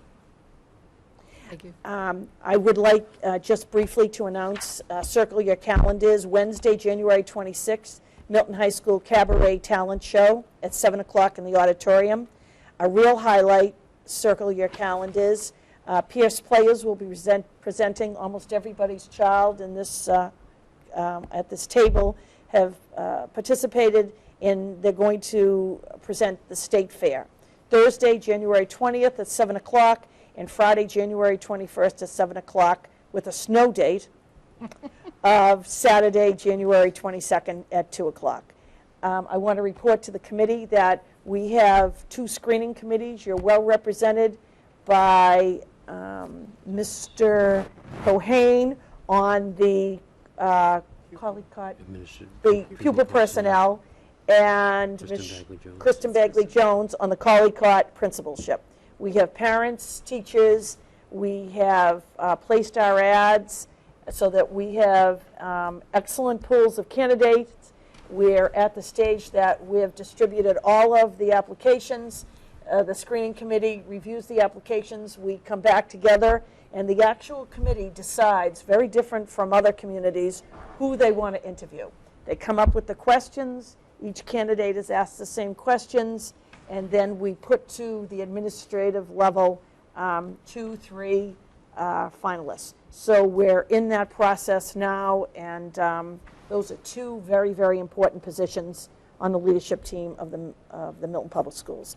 I want to report that the Milton Visual Arts Alliance came to see you a few times and speak to this school committee. that I had a meeting last month with the parents from this group. We're going to start having monthly meetings. John Phelan, Dr. Noreen Diamond Burdett, and I will be attending these meetings, and these meetings will be a vehicle for the parents interested in the visual arts to set up long and short-term goals for the school system and to work collaboratively with us. So we appreciate that partnership. Laura Kessler was here earlier. Again, I can't stress to the community and the parents enough, circle February 12th, 1 to 3:30 for the walkathon at the Milton High School auditorium. A good news story for Lynn Harnish-O'Sullivan, not so for the Milton Public Schools. Lynn Harnish-O'Sullivan was headhunted by Milton Academy, and Lynn is our half-time facilities rental coordinator. She's now going to be the full-time facilities coordinator at Milton Academy. So I heard something today that the last person who held Lynn's job is doing the same job at Thea. So I guess we must be a training ground for a school dude. Is that what it That's is? how you say it. Yes. And so we're going to be posting that position, and for the public to remember that that position is paid for by the Copeland Family Foundation. Again, I went over the kindergarten and the first grade information night with you. Another night to circle would be March 2nd, sixth grade information night for all fifth grade parents to attend the sixth grade information night. We'll put that information out so that parents know the time and the location. Last Monday night, I had a family event and couldn't attend. Ms. Sheridan represented all of us at the Martin Luther King event at the Temple. I want to thank Yolanda Beach and all of the staff members and students who sang, their families who baked and participated, and all of the artwork that was shared that night. It was a very successful event. In closing, many of you might have seen last weekend the Governor Deval Patrick's 351 project. Did you see last weekend? 8th grade representatives from across the state.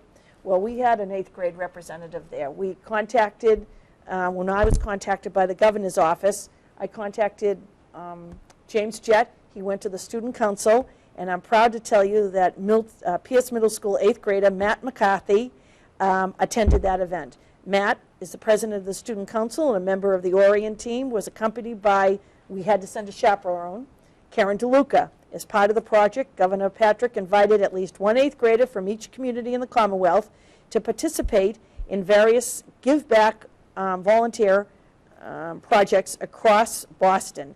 And I was with Kathy Fagan-Bauer, and hundreds of 8th graders went to their new location in Brighton, Cradles to Crayons, and Matt represented us. Every time I saw the TV, I looked to see if our representative was there making the packages. So we want to congratulate Matt and applaud the governor for that idea. Those children will bring that spirit of community service back to their schools. And so that concludes my superintendent's report for tonight. Thank you, Ms. Gormley. My report, I'll try and be brief. I did just also want to speak about the MLK event. It was held at the Temple. Noreen Diamond Burdett was also there supporting the Milton Public Schools, but it really was amazing, an amazing night to see the presentation that the high school students put on. It was a video presentation that they made, some interviews that they had done throughout the school. And then there were some very rich conversations that took place around the tables of community members who attended and participated. I found it a really wonderful evening, and I know it's another year before it'll be here, but I really would love to lift that up for people to consider. It's a great community event and well worth attending.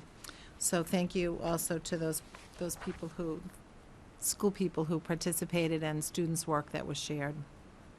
School committee members have new calendars in front of you. They reflect the changes that had to be made because of our cancellation of our last meeting.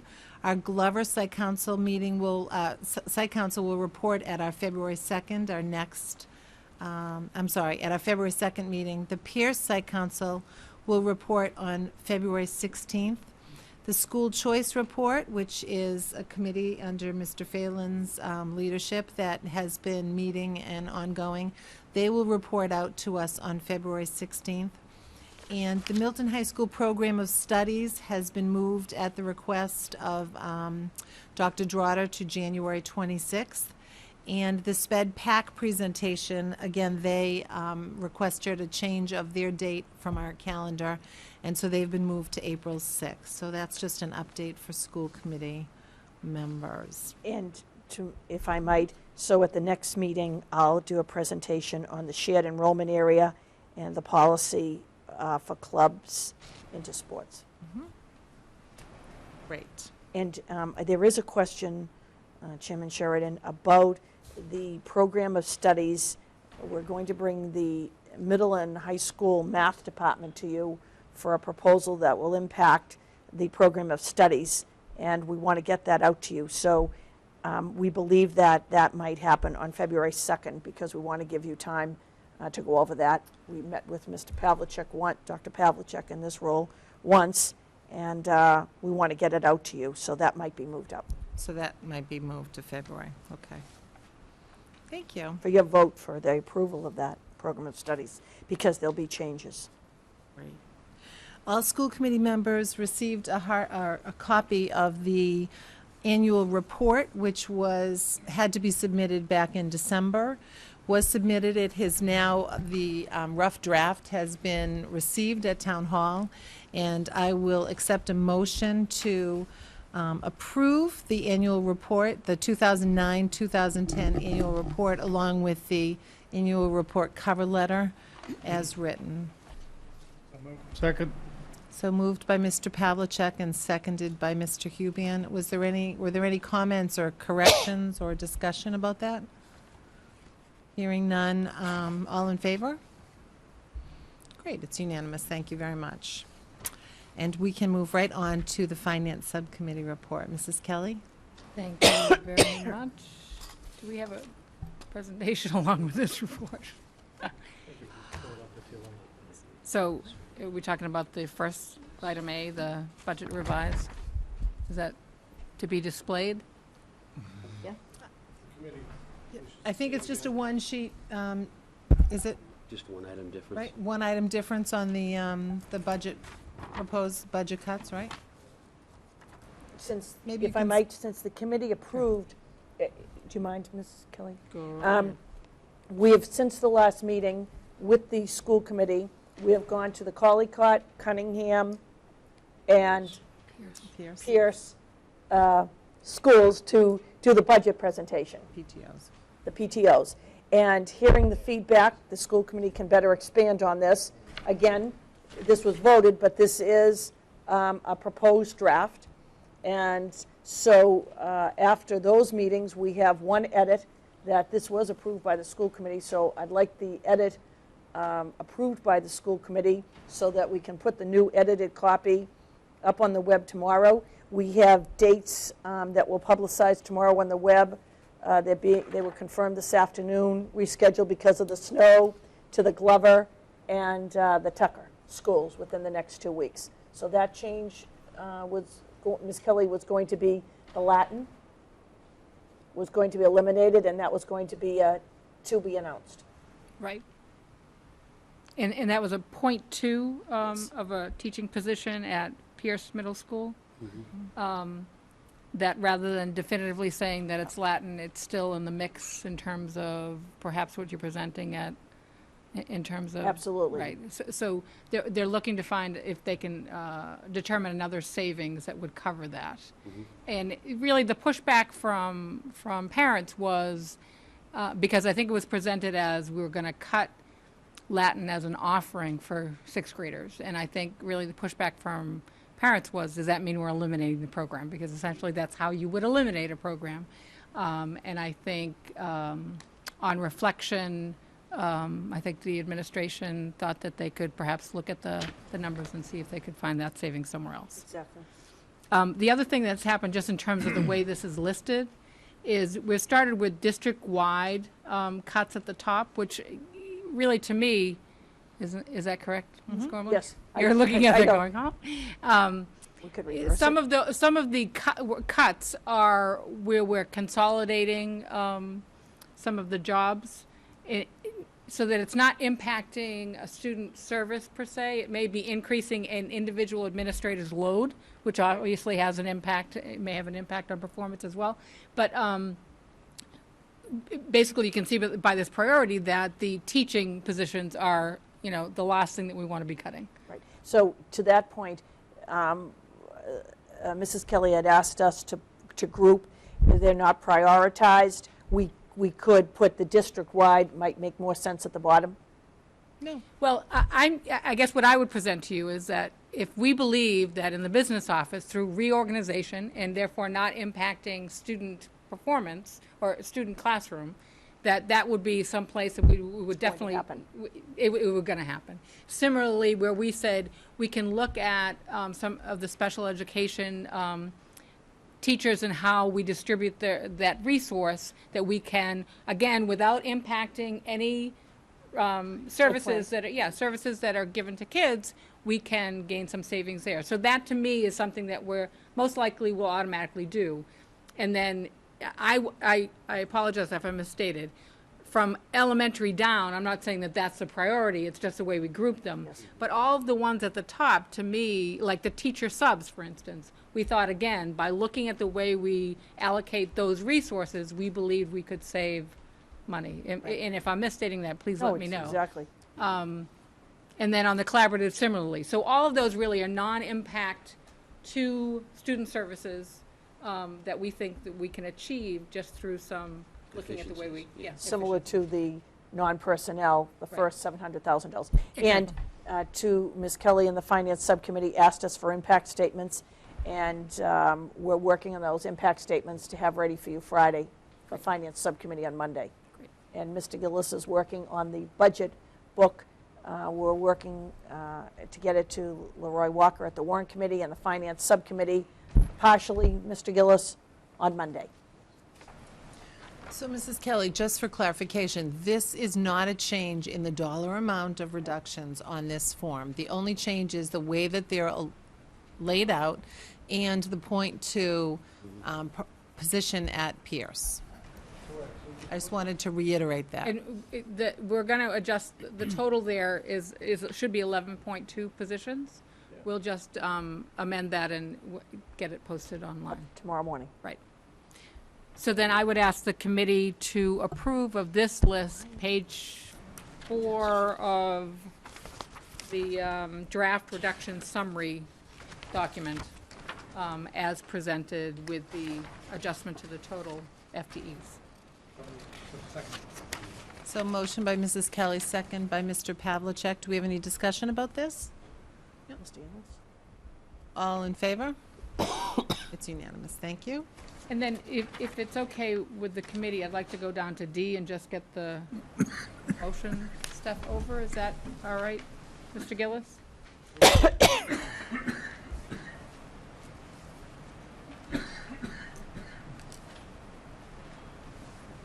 And so what this is the administration every year, as part of the budget process, goes through all of the fees that we assess for all the various activities, et cetera, that we provide, to determine, based on the cost of that particular program, whether an increase in fee is warranted to basically keep us at a steady state.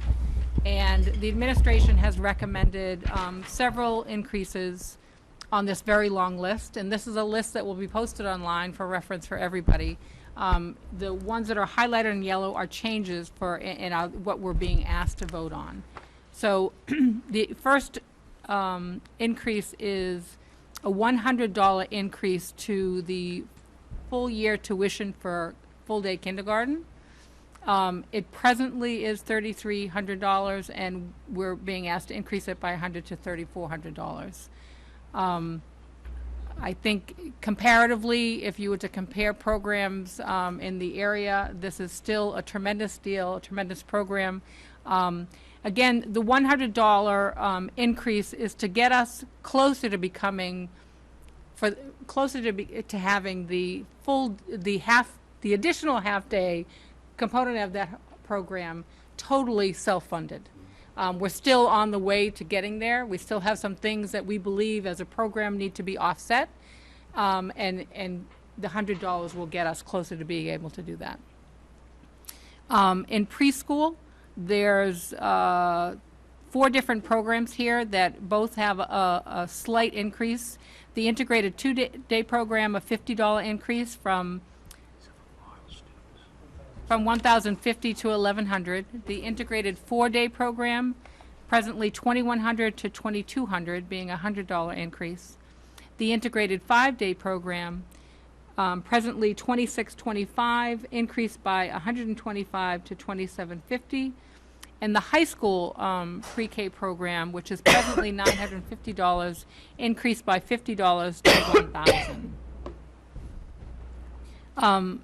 Additionally, the summer school enrichment program, and do I need to go into all of the details of this, has some very slight increases. Again, the summer school program is intended to raise fees that will cover the program provided. And it, again, if you were to compare some summer programs that you might want to avail your child of, this is a very reasonably priced program.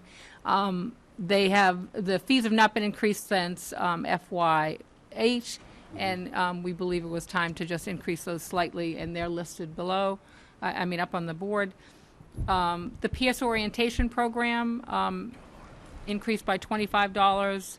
The music program, an increase of $5 registration fee, and then lessons may increase anywhere from 50 cents to $1 per lesson. Okay, right. We're being asked to increase the driver's ed charge per course from $0 to $15, and for driver's education, $25. Would you like to talk a little bit? Adult ed was the first one, driver's ed. Oh, adult ed, okay, sorry. I don't know whether I'm misreading this or not. The other change is for short-term rentals. And Mr. Gillis, could you just elaborate on this a little bit, just to make sure I don't misstate it? Sure. The short-term rentals for other town groups or nonprofits, excluding Park and Rec, we have a separate fee schedule for them, or for for-profit organizations. We're looking to increase the hourly in the short term at the field house by $5 from $145 to $150. And then we're looking to increase the use of Brooks Field with a $25 increase that we intend to earmark for capital expenditures in the future, whether it be nonprofit or for-profit organizations. And then the increased use of the high school auditorium from $175 to $200 for nonprofits, or $250 to $275 for the for-profit organizations. Our high school auditorium, because it's air-conditioned, is a very popular place, and we have to turn people away on weekends in the springtime because we have so many folks that want to actually come in. So we feel we can afford to raise the fee there as well. Thank you. And I just want to point out that these are not all the fees that we charge. There's transportation fees, which will remain the same. School lunch remains the same. High school athletics remains the same. Peer student activities and high school student activities remains the same. And I think that's about it. So basically, we're being asked to approve all of the increases highlighted in yellow on this document that will be posted online for everyone to be able to see. So I would... And some of them, if I might, when it's online, I think it's important to note whether they haven't been touched or increased since 2007, 2008, 2009. We took that into consideration when making these recommendations. Right. And one thing I might add is, I apologize if I wasn't listening when you were speaking, Mr. Gillis, but we will be charging a $25 fee for the Brooks Field, and we'll be putting that into a separate revolving account for capital expenditures, that being once the time comes that we need to replace the field, that we would have some source of funding to be able to do that. So, Mrs. Kelly, did you make a motion? I believe I did, but Second. yes, thank you. Any discussion about approving these fees? All in favor? It's unanimous. Thank you very much.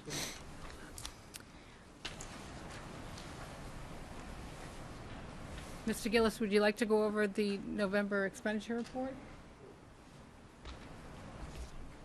Or we could wait till, Or we if you could want. wait till, Oh, we could wait till next week. And I guess I would recommend that we do that. The hour is getting late.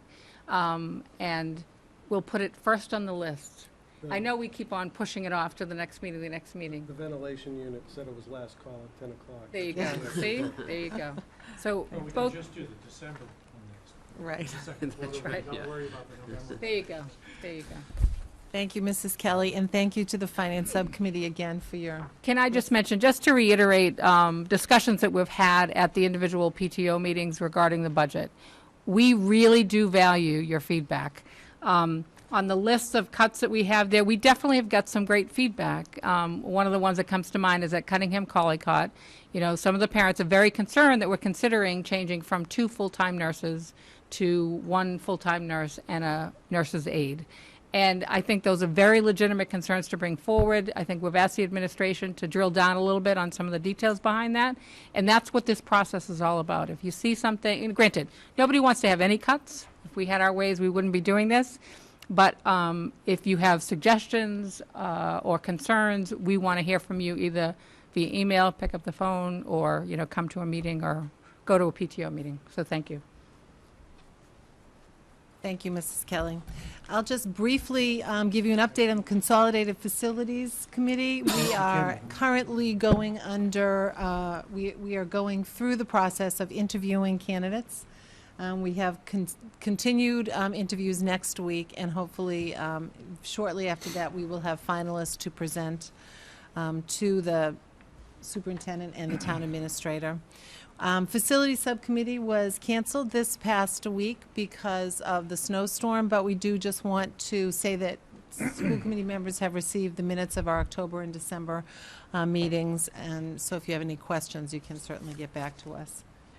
To that point about the consolidated facilities, I'd like you to think about, I heard it at the selectmen's meeting discussed, whether when the finalists come forward, you'd like a joint meeting. Kevin Murn had asked me to ask you to be thinking about this, a joint meeting with the selectmen and Kevin Murn and I to do the interviews, whether you want to have a subcommittee with Kevin Murn and me to interview them. So for you to be thinking how you want to do the finalists, I know the selectmen are thinking about it. I would vote that I would like the school committee involved in the final interviews of the finalists.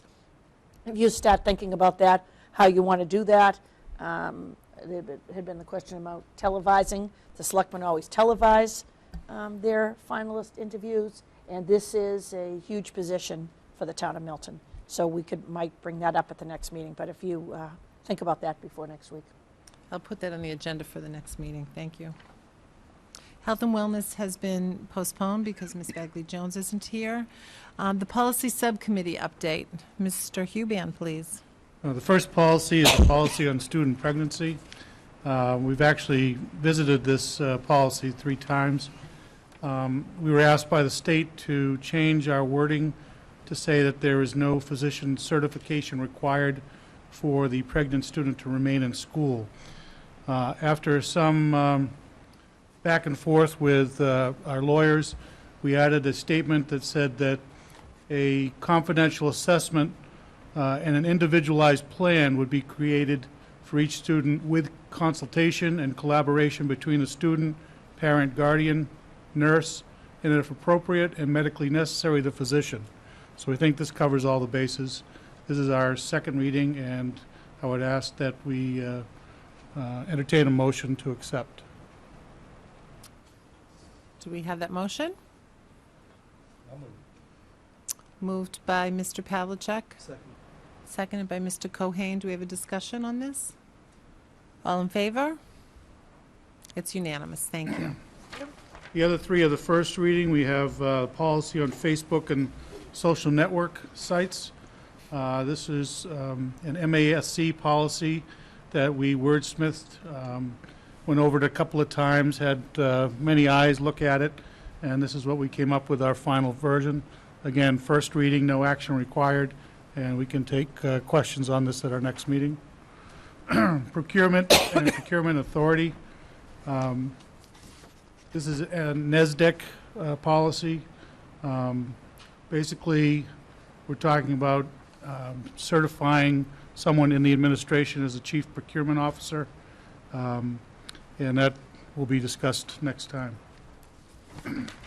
Included with that are bidding requirements, which would give a process for the procurement officer to follow, and when and if the school committee needs to be involved in that process. Again, next time for the second reading. The final policy is Title I comparability Just one procedure second. policy. I'm Yes. sorry, Mrs. Kelly, did you have a question about Just going that? back to procurement. Yes. Did that go through the, I think I might have missed some finance subcommittee meetings. Did that get recommended out of the finance subcommittee? The policy subcommittee. Not to the. So you recommended, you folks reviewed the present language and recommended it forward? Okay. The final is the Title I comparability procedure policy. We're in the seventh and final stage of our Title I audit, and this was recommended to be added. So again, this is the third policy, which would be visited on our next meeting. Mrs. Kelly? And on this one, I would, I don't know whether the state proscribed what we should write in our policy. They did, because this to me sounds more like a regulation. Again, there's a fine line between the distinctions, but if you look at MASC, their policy around Title I is very brief and very, very, up here. And then a regulation would detail what's the process for, getting whatever reporting mechanism, et cetera, timelines, et cetera, into the system. So I just question where we're getting our, I guess I would ask that we would consult with MASC around some of these policies where the state is telling us to do one thing and our sort of organization that we rely on perhaps might be telling us to do something else. Mr. Phelan, would you like to speak to that? Just in talking with Martha Sherman, who is the Title I coordinator for the Milton Public Schools, as part of the audit that she is going through on behalf of the district, this was the suggested language that they guided her to utilize in this particular policy. That, and it's interesting because when I met with the homeless coordinator from the state regarding our policy, the same comment came that they thought that our policies were too short, and they wanted the policies at the state level to be in more detail. I recommended that on behalf of the town of Milton that we like our policy short and to have our administrative procedures to be the backup to that. So there's definitely seems to be a disconnect between what certain agencies expect for policy. Obviously, the decision at the audit hearing I had with the state on homeless was whatever your local board decides is what they decide. But they did recommend that this type of detail be provided in some circumstances. So, and I that think would- there's just on behalf of those conversations. right, and I think you can have school committees approve of regulations. Right. So then they would have the site, but in terms of the hierarchy of policy versus details, that would be in a regulation form. And I guess that's the only question I'm asking is. I'll check with MASC. Mr. Pavlicek? Along the same lines, I think this could be two documents. This could be Yeah. DDC and DDC-R for the regulations. Correct. Where we just keep the front one short and the back one with all the detail. And right. We have some like that in our policy book as it is, and I think it keeps it in format with. I think our registration policy, Right. for instance, Right. goes into the detail, the level of detail that we want to get down to, but that's in a regulation as opposed to the policy, so. I think that makes more sense and it's more consistent with what we do. Right. Okay. So do I hear a recommendation to make that change? Is that? Just recommended back to the policy subcommittee. Perfect. Thank you. Anything else, Mr. Huban? No, that's it for me. Thank you. Thank you very much for your work. We have no old business, and I've been taking notes of next agenda items. Does anyone else have any agenda items? Yes? Just from a timing perspective, if we could go over the rules. I think we had talked about documenting the rules for grade 1 assignment. I think it would benefit the community to have it presented, in whatever form, whether it's written out or just bullet points or whatever, so that there's a preview to the meeting and we're getting more communication on it. And to that point, Mr. Phelan and I have called together the group that met on world language last year, and we have a meeting with them Monday afternoon. So there are a few recommended that will be administrative policy changes. So we'll make that presentation before we roll out to the public. And due to the late hour, we will postpone our executive session. I think that 3.5 hours for this meeting is sufficient, and we'll put those executive session to our next week's agenda items. Move to adjourn? Moved by Mr. Kubian, second by Mr. Pavlicek. All in favor? It's unanimous. Thank you very much. Thank you, Cable, and good evening.